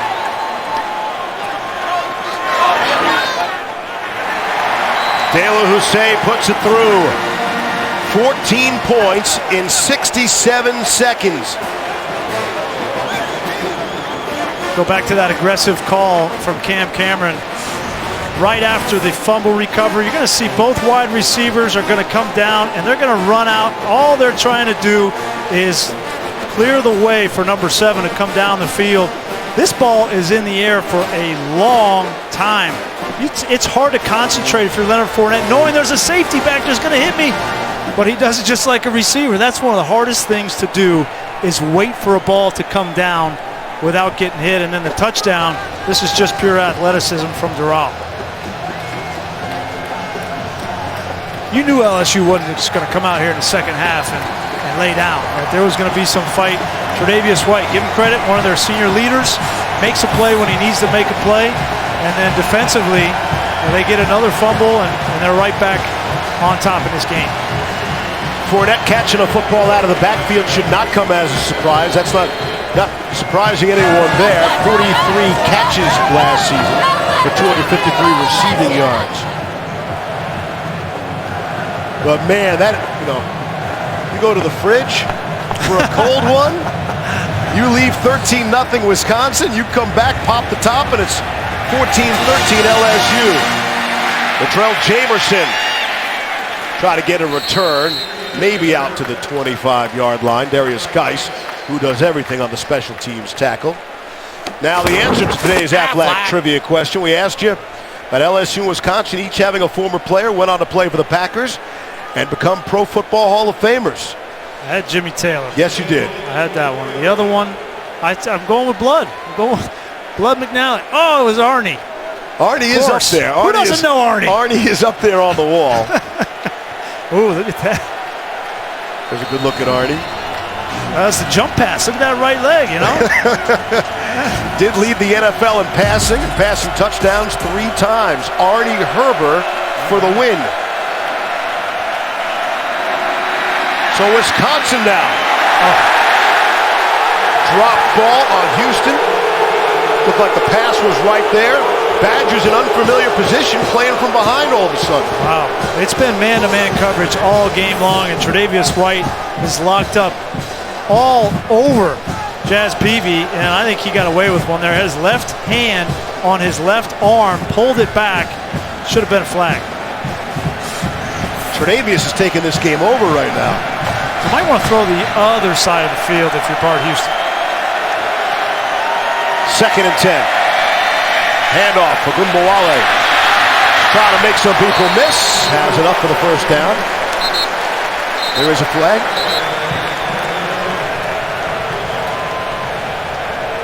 Boy, Wisconsin is self-destructing. The turnovers, now they get a good run and a penalty. Personal foul, hands to the face, defense, number 57. That 15-yard penalty will be added to the end of the run, automatic, first down.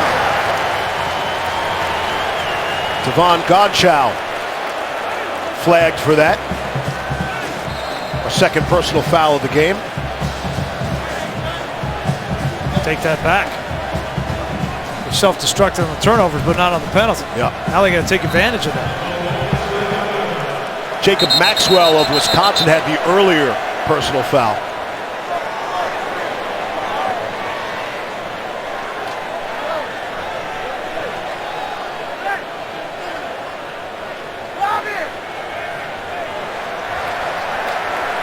15-yard penalty.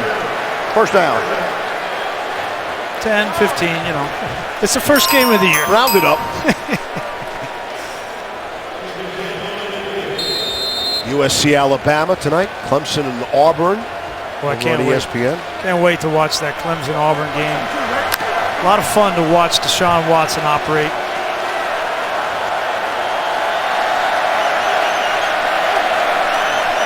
Ball at midfield.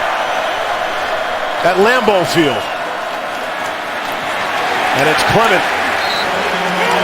Right back to the line of scrimmage. Kendall Beckwith on the stop. Yeah, we haven't said Kendall Beckwith's name very much today. He is their senior leader in the middle of that defense. He's taken to Dave Aranda's coaching. He's the one that's getting everybody lined up. The assimilation to this new 3-4 look from Dave Aranda, attacking defense. Beckwith is the one that they need for consistency throughout the course of this year to make plays.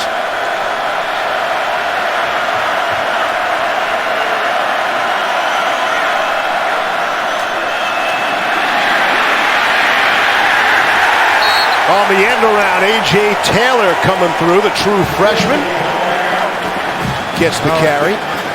Beckwith again. Now he's starting to find his rhythm right in the middle of the screen. Diagnoses it correctly, then you see the speed. That's a wide receiver he's running down there. Probably his biggest asset is his speed. 252 pounds to be able to run down a wide receiver. That's unique. So a loss on the play brings up 3rd and 11.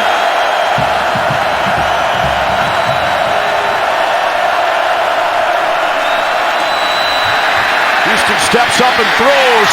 Had a seam, it was behind his intended target. Wheelwright, and couldn't bring it down. Bring up a 4th down. You know, and Houston's had some struggles in this half, but his receivers have to start making some plays. That's the 3rd drop that we've seen this half from wide receivers. Great job by Houston hanging in, going to his second read. Didn't have a lot of room to work.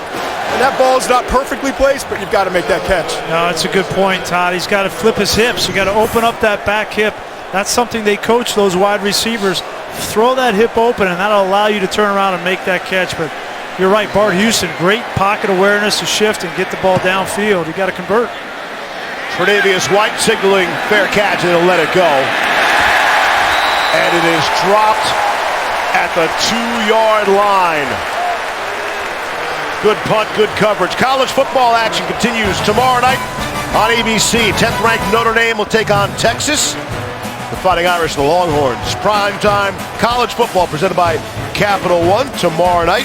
You know, they ask us for our, college football playoff teams before the season. Yeah. Notre Dame's one of mine, but I do have a question. 2 quarterbacks for Brian Kelly. I'm not so sure. I don't like that. I'd like to pick one and roll with them. Deshaun Kaiser or Malik Zaire. I would think Kaiser would have the first shot at it and maybe use Zaire, but that's the big thing. You got to manage that. And for Texas, new system, Sterling Gilbert's new offense comes in. He's Art Briles' disciple. Those wide receivers for Texas have great opportunities. I'm excited to watch this new offensive system for the Longhorns. Starting from the 2-yard line. Quick throw out to the right. Harris able to complete. And should be very close to the first down, right back to Doral, who scored the touchdown. Now, and Sojourn Shelton just let him off the hook there. He's their senior leader in the secondary, started 37 games, got a one-on-one tackle against a wide receiver. You got to get him on the ground. Now, he does give up about 30 pounds and 5 or 6 inches to Doral, but that's a play you got to make to keep the LSU backed up.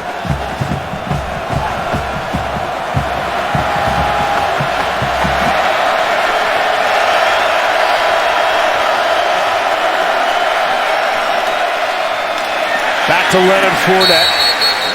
Stopped after a 1-yard gain by T.J. Watt. One issue that we talked about coming into the game, and you saw it there, the play before with Doral going up against Sojourn Shelton. The size is such an issue. You've got 6'2", 6'3", 6'4", going up against 5'9" and 5'11" at the cornerback spot. So they haven't been able to use it the whole game, but you've seen the second half a couple opportunities for these bigger receivers to take advantage of their size advantage against these corners. 2nd and 9 after the 1-yard run by Fournette. They'll give it to him again. A little more there. He's out just shy of the 20-yard line as T.J. Watt again on the tackle. So we come up on the final 35 seconds of quarter number 3. You know, Todd, I was talking with the new defensive back coach for Wisconsin, Jim Leonard, longtime NFL pro, great player at Wisconsin, not very big in his own right, maybe 5'9", 5'10". He said he didn't have much problem D'ing up a bunch of those bigger NFL wide receivers, and he didn't feel like Sojourner Shelton would have any issue today either. Again, LSU still has yet to convert on a 3rd down. Play clock and the game clock matched up almost exactly. And a timeout is called. Amazing. LSU has not converted a single 3rd down, and they lead in the football game.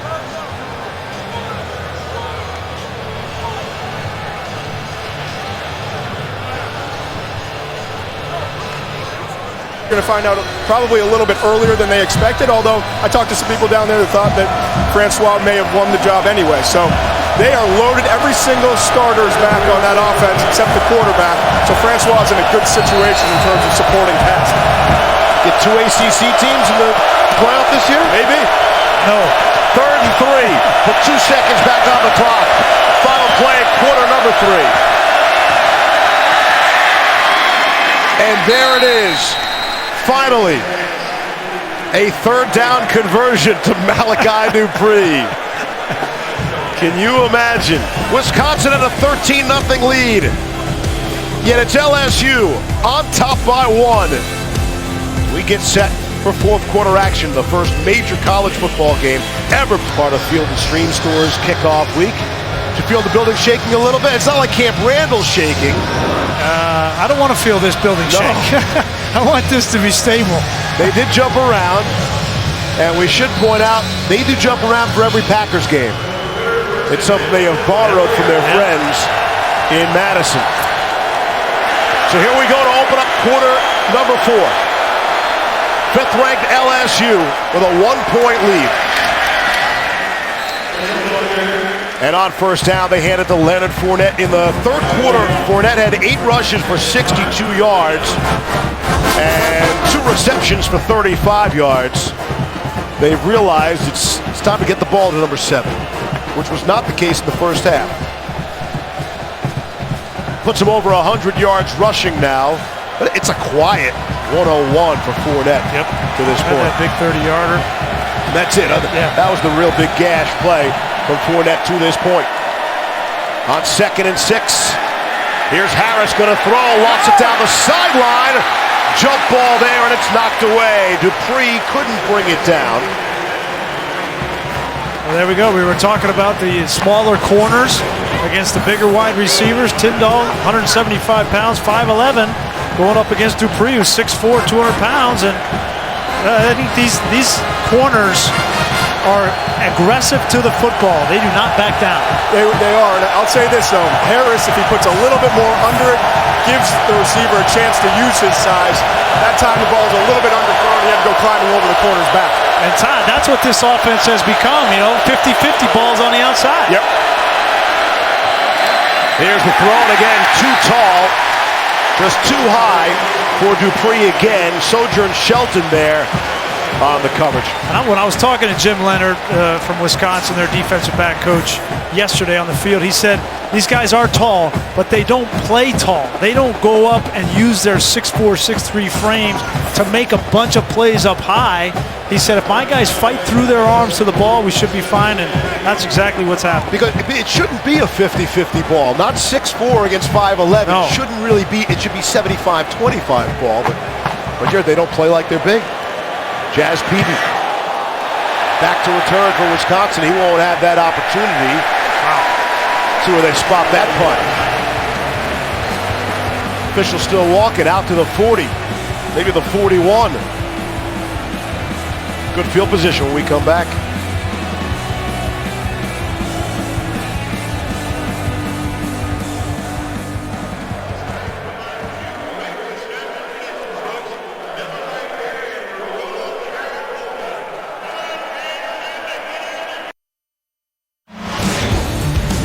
Take a look at our game-changing moment brought to you by Benjamin Moore.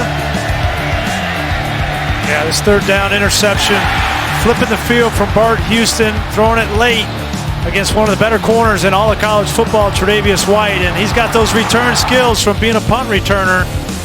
Thought for a second he might try the Lambeau lead, but it looked like his partner Dante Jackson said, "Hey man, I'm gonna keep you from getting having to put your finger out like Les Miles said to get home." He was the one that said he wanted to do it. Yeah, and sure. to have a pick six if there was ever a time. Too tight a game, 1-point game. Yeah, that's true. Things open up, maybe worth 15 yards. There is a flag on the play. It's Corey Clement as the ball carrier. Kendall Beckwith brings him down. Some would say every college football Saturday is a national holiday. This truly is a holiday weekend. Thanks for spending part of it with us. And take us with you wherever you are. Your app, tablet, watch ESPN. Personal foul. Chop block. Offense number 63 and number 20. 15-yard penalty from the previous spot. Replay first down. That's Diter, the center, and the fullback, Ramesh. See him right in the middle right here. And I think it was actually by mistake. Ramesh was just trying to get to the second level, but Godchow, 57, beat Diter in the backfield, and just so happened that they blocked high and low on Godchow at the same time, and that's a personal foul penalty. First and 25. Ravish is split out, bottom of your screen. And that's exactly where he's looking. Ravish on the receiving end from Bart Houston. Tre'Davious White stop, and here's Cassidy.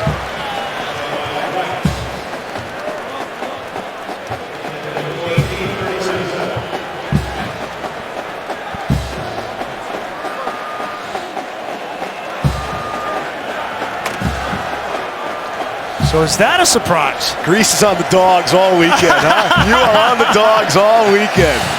I just had a feeling about Deshaun Hall, Myles Garrett, that, quarterbacks talking smack about the noise level.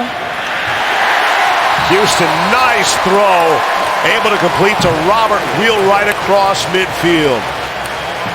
Everything that's happened here in the second half for Wisconsin has been negative. And Bart Houston now has an opportunity in the fourth quarter of your opening start. The games at Lambeau is against a top 5 team.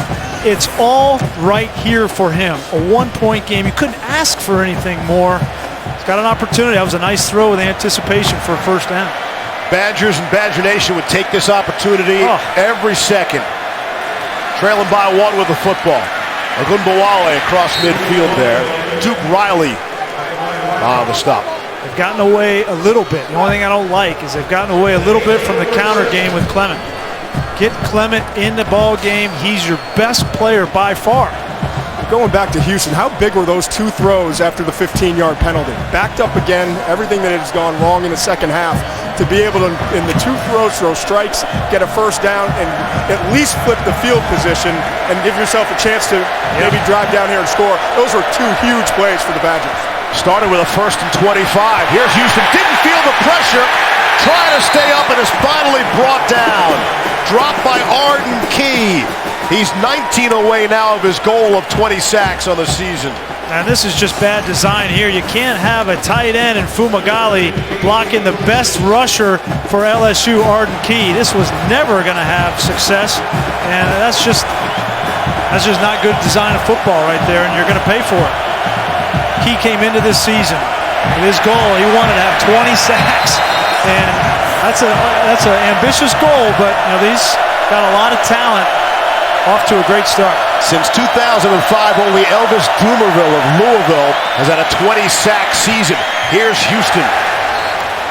Unable to hook up with Jazz Peavy. Again, it's Tre'Davious White who does everything on that LSU's defense on the coverage, and he knows it. Gives you the finger wag. You get the sense with these 2 offenses anyway, they're not real explosive. Outside of Leonard Fournette, there's not a real explosive offensive player, and so if you get negative plays on first and second down, neither one of them is really adept at getting back and being able to convert that third down. And just 1 negative play for Wisconsin, and they got a punt. And punting has been an issue in this game for both sides. Here's P.J. Rosowski. Whoa. Let it I don't know roll. if that touched Tre'Davious White or not. That was very close to touching Tre'Davious White's foot. That is a reviewable play. We'll take a few looks at that. He's coming up hard to try to catch that ball. No, it did not touch him. Unless he kicked with a toe. Wait, another angle. Well, Biegel was right there on top of it. They're showing it on the Jumbotron, and the crowd is reacting. Bill LeMonnier is with us in the booth. Former Big Ten official for some 20 years. Bill? Oh, Bill, welcome to the 2016 season. Well, how was that? They just buzzed from the replay booth, so the play's under review. Replay will look at this, see if it hit his foot there, change directions. Those will be some of the indicators, right, especially on some of the angles. If they determine it's hit his foot, they'll award the recovery to Wisconsin, but no advance, right, because it's just a muff of a kick. So there's no potential advance. Just me looking at it, I don't think he touched it. Because you see from right here, if he touched it, it was with his toe, okay, from that angle. But when you look at it from the other angle, clearly his toe didn't touch the ball. From me looking at it, I would say at the very minimum, there's not enough evidence to overturn the call. Conclusive evidence, yeah. I agree with you. There's not indisputable video evidence here. Matter of fact, your point about the two views, it doesn't appear it hit his foot at all. It was close, a lot closer than I know Les Miles wanted. Boy. And for the record, Bill is our rules expert. He broke 2 rules today already. He was following behind us. I think he went through 2 red lights. Oh, wow. I'm just saying. So professionally, can we get a rules expert. Can we get an instant replay on that? On the way to the stadium. That's at the command center, I believe. Wait for him. we did kind of blow through some yellows and might have put our pal Bill in a rough spot. After further review, the ruling on the field stands. First down. Yeah, I think that's the right call. And with that, at this point in the game, a 1-point game in the 4th quarter with a game change like that, you want to have the right call. We said prior to the opening kickoff when toe meets leather. Toe failed to meet leather. Well, that was close, man. Ball spotted at the 12, and it would have been there either way. Here's Brendan Harris now. Coming up on 11 minutes to play. Quarter number 4. 5th-ranked Tigers by 1. Give it to Fournette, trying to pick his spots. Jumps to the outside with running room. First down and much more after that. Forced out by Leo Musso, I beg your pardon. Enjoy as much of this as you can. Probably only have 1 year left to number 7 in college football. And the vision, the cuts, the speed, the power, man, it's got the whole package, Todd. He does, and give his receiver credit. Malachi Dupree, 15. He was out and did a nice job blocking initially, realized he was losing position, and just pulled his hands away and let Fournette finish off the run rather than getting the hold downfield. Gain of 19 on that play.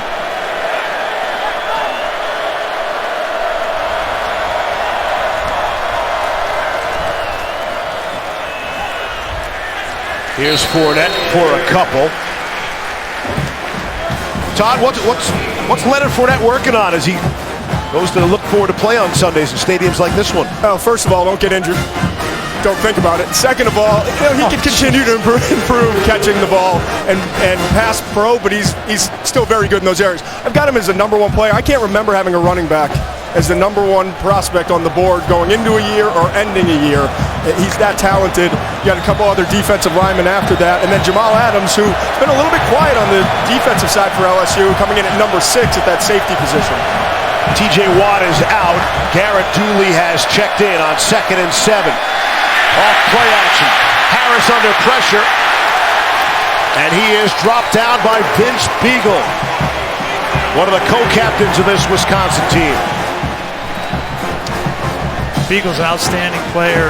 You know, Todd, I think the thing I love most about Leonard Fournette, there's been a lot said about, him not getting hurt. Some people say he shouldn't even play this year. And I love the response by Leonard Fournette. He's like, I'm playing for not just me, I'm playing for my team, playing for the state of Louisiana with everything that's going on down there. And then last, I'm playing for me. That's the exact answer you want in a leader in Leonard Fournette, unselfish. Yeah, he gets it. He's a man of few words as well. Yeah, that's true. Just get it off before the play clock on 3rd down and 8. Dump it off to Fournette. He gets it, but he doesn't get that. Ryan Connolly stepped up to fill the hole. And the Badgers will get the football back. Give Ryan Connolly, the true sophomore, credit. Comes in, is replacing Orr, who was injured the first play, fights through. That's one of the best centers in all of college football in Posick. He goes right around him and puts the best player in college football on the ground. Looks like Connolly's going to have a great future at Wisconsin. Here's Josh Grouden. Again in his college debut. Bit of a spotty effort. Again, he'll try to angle this football. Jazz Peavy. Call for the fair catch. Wisconsin will take over at the 23-yard line. They'll do so trailing by 1 in the first major college football game ever played at historic Lambeau Field. Every drive a touchdown with superior performance from Goodyear Tires. Goodyear, the official sponsor of the college football playoff. Here it is, Steve. This is why you came back, man, to do college football. 4th quarter, 8 minutes, 1-point game, and a guy who's never played before, a quarterback with an opportunity. Named Bart. Here's Houston. They'll hand it off to Corey Clement. He's out to the 26-yard line. Devon Goodshaw on the stop. And if I'm Paul Chris on the sideline for this drive, I just told Bart Houston, listen, man, this is all you want. Go out here in the 4th quarter, let it all hang out. You got nothing to lose. Nobody expected you to beat LSU in this game. Play loose. I'd call some passes for him on 1st down. Get some rhythm. Go win the game. Don't sit out there and try not to lose it. Be aggressive. Go win it. There's no real tape to go off of. We didn't have a clue of how he was going to react to all of this. I have so much more confidence in Houston now than I did 3 quarters ago. It's remarkable. I agree. I bet Houston has more confidence in himself as well. Able to complete the pass. Jazz Peavy able to get out of bounds on the far side. Yeah, we've learned something, to Todd's point, about Bart Houston today. That he's not afraid of the stage, that when he gets knocked down, thrown 2 bad interceptions, but he hasn't gone in the tank. He wasn't on the sideline sitting by himself. He's been rallying the troops, and I think they can begin to respect that. You never know until the lights go on how they're going to respond, and he's certainly been there. A lot of people thought we'd see some Alex Hornibrook, and we still might this season, but not today, not so far. It's been Bart Houston's ball game to win or lose to this point. Strong, aggressive throw, middle of the field, has Fumagalli. That's a confident, big-time throw right there. Love it. On 1st down as well. Paul Chryst, an aggressive throw. Throw it to your best player receiving the football. It's Fumagalli, and he's going to make you right. It's a great, accurate throw. And Chryst is calling the plays. One of the few head coaches around college football, along with guys like Paul Johnson and Mike Leach, David Beatty, who are calling the plays on offense as well. And it's a good play call right there. Look what Fumagalli has done today. They are across midfield and looking for more. Hand off to Ogunbowale. He has some running room now. Ogunbowale is inside the 35 before Beckwith tripped him up. We saw this in the first half. Throw on 1st down, come back with the counter. Again, you'll see the offensive line pull, fullback, in-goal pull, and then great patience by Ogunbowale. They got it rolling now. You know, I know LSU has a lot of depth defensively. Think about how long Wisconsin has possessed the ball today. You're starting to see hands on hips, guys breathing heavy. Be interesting to see if they can sustain this drive and take advantage. 6:10 to go, quarter number 4. Clement bounces outside. He'll be short of the 1st down. There is a flag. Duke Riley made the stop.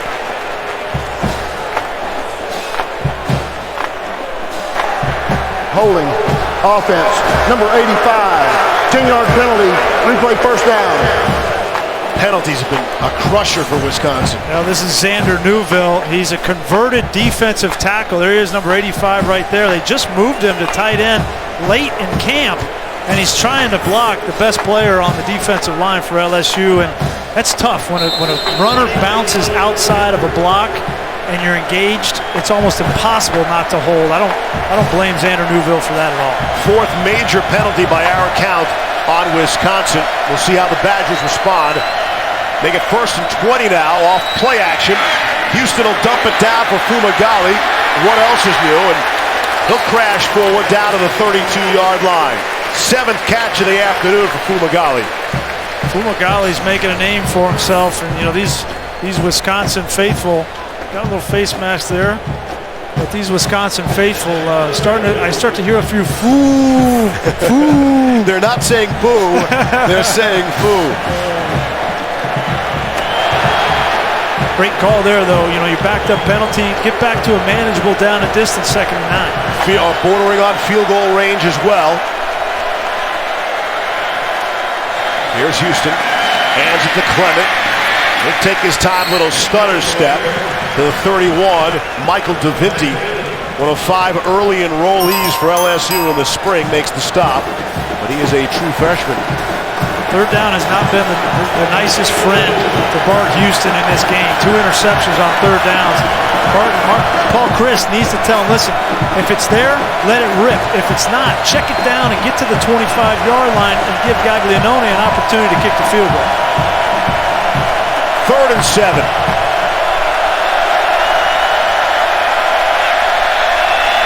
Ogunbowale. Gain of 1 or 2 and Beckwith stop. That's a product of what Paul Chryst has seen from his quarterback on 3rd downs. He said, listen, I love you. You got us down here, but you burned me twice on 3rd down. I'm going to take it out of your hands here and get a field goal. I like you or I love you? Is that I like you or I love you? I'm still trying to figure it out. That's what that was. Gaglianone again. This is from 47. He's already hit from 30 and 48. His career long is 51. He did it to LSU in the opener 2 years ago. Gaglianone for the lead. Got it. Great kick. And with 3:47 left here in the 4th quarter, Wisconsin has the lead. And that's really cool. You saw him touch his chest, number 20. Across the college football landscape here in week number 1. Strictly for conversational purposes only. We love the preseason ball, right? Darius Geis in the striped old-fashioned end zone here at Lambeau Field. Take a quick look. Yeah, just for fun. Just for yucks. Take a look at today's Good Hands, brought to you by Allstate. And Tennessee with the squeaker, Tennessee, but you look at Florida State, they got all they can handle. Obviously LSU, you could have had 4 or 5 in the top 10 this week that have losses. Our Goodyear college football rankings. More great action to come on the greatest opening weekend in college football history. Okay, we saw what Bart Houston did with his opportunity. What can Brandon Harris do to get his team in position? Off the play action. Harris lofts one. That took a whole lot of time to develop, but it's good for the 1st down. Deshaun Smith on the catch, a gain of 19, his first grab of the afternoon. You give hard play action to Leonard Fournette, you should have the best looks in all of football to throw into, because guys have to respect that. And you're right, he was wide open. You'd love to see Brandon Harris put it on him faster so he can turn and make a move, but a completion nonetheless. He'll take it. Out of the 44-yard line. 3:20 to go, 1 timeout left for LSU. Harris hit as he throws, able to get it away. Watt provided the pressure. Great job by TJ Watt. He's going against KJ Malone. On the outside, he gets just enough of Brandon Harris. Harris is lucky that ball was not tipped or intercepted, because normally when you get hit throwing the ball, you have no idea where it's going to go, and that can lead to interceptions. But much like his older brother, starting to make some plays for the Wisconsin Badgers. There was some JJ there on that play. 2nd and 10.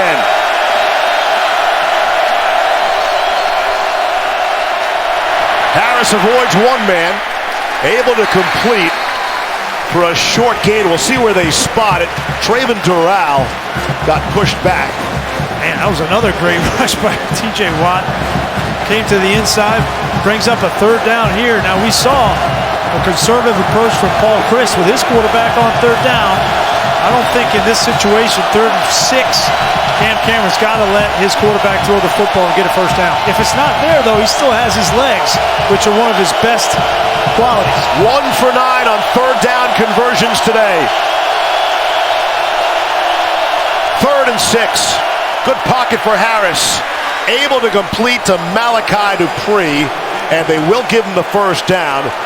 Latrell Jamerson had the coverage. We've seen Dupree go up and not make a couple of these plays that have been on high balls, but this is a great catch. In traffic, never know if you're going to get hit. There's a guy behind you, and your ribs are exposed, and he focused. Look at his focus, those eyes on the football. It's a huge 1st down. Cross midfield at the 45 of Wisconsin. Bring pressure off the edge here for Wisconsin. Hand off to Fournette, slices through inside the 30 now. Well within Colby Delahoussaye's field goal range. And Fournette came up a little bit ginger. He goes, that's Russo, goes low on him, and he gets flipped and came down, and he's hurt. Musso get his helmet right on the leg or the foot of Leonard Fournette. Darius Geis, how about the luxury of Fournette going out? You could put Geis in there. Plug him right in on 1st and 10 of the 30. And flags fly. William Clapp might have gotten caught there. Ball start. Offense. Number 64.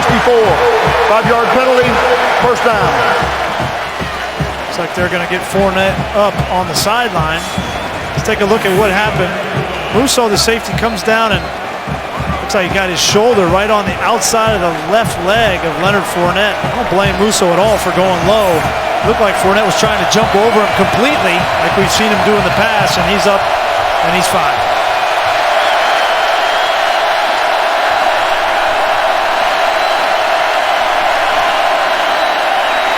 On 1st and 15, Harris gets out of that trouble and puts himself in some more.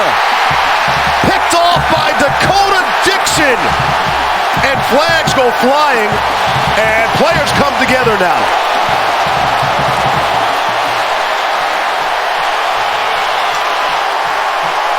Big Josh Boutte was involved. I count 4 or 5 yellow hankies on the field and a whole lot of celebration in red. Well, that's a frustration reaction from LSU players. We've seen it so many times. Brandon Harris on the cusp of doing something to get his team to win, and he just gives it away. Threw it right to him. Made a great play in the backfield to get open and free to throw the football, but sometimes you just wonder what he's looking at. Throws it right to the Wisconsin defender. And LSU has 1 timeout left. After the play, personal foul, flagrant personal foul. LSU number 76. A 15-yard penalty will be added to the end of the run. Number 76 is disqualified. That's Josh Boutte. Let's take a look at the play here. You're going to see it's great pressure on the inside, which makes Brandon Harris escape.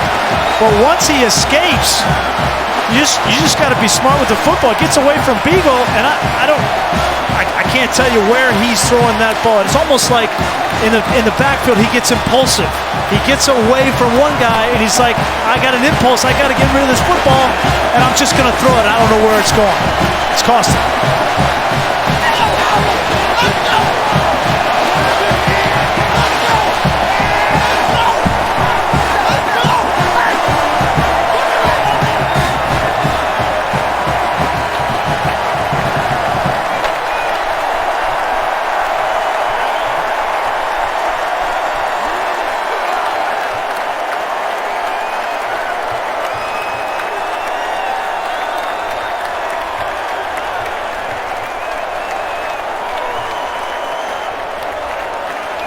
by nature is a very emotional player.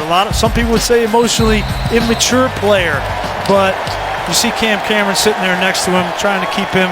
That's the toughest place in sports to be, and you care so much, and you make that play, and you can't explain why. LSU takes their third and final timeout of the half. So it's all over but the crying in Baton Rouge. We take a look at today's Good Hands play, brought to you by Allstate. Brandon Harris feeling the pressure. Like to have that one back. D'Cota Dixon on the interception. Yeah, and there's sometimes you see ghosts as a quarterback. You see things, you think you got to get rid of the ball before you do. You get a little bit of pressure. Yeah. And I think he's an impulsive player, and it just comes out, and it's bad. And the pressure on Les Miles, and it's really the same every season. Yep. He was inches from being fired last November.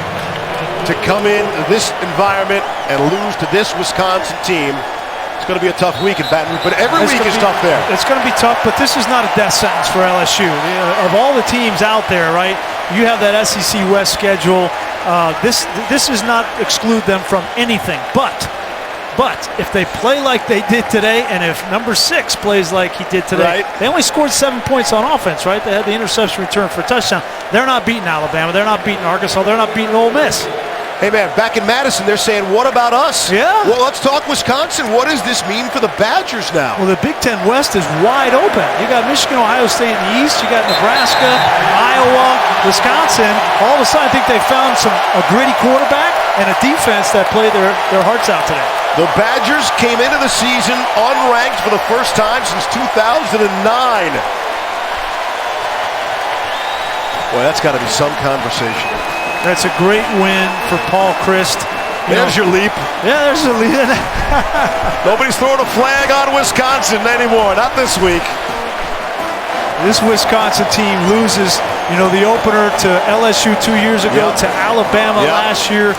Vindication in the opener this year. They are rewarded by continually playing the big boys to start the season. Give them credit. Yep. Think how far this win's going to go, not only for Wisconsin this season, but how far it's going to go for Paul Chryst and recruiting in this region. And nationally, this marks the only time that 2 teams in the AP Top 5 have lost in the first week. Got to go back to 1972. Nebraska was top ranked, and Arkansas at number 4. And this is going to be an interview you want to hear. Here's Todd.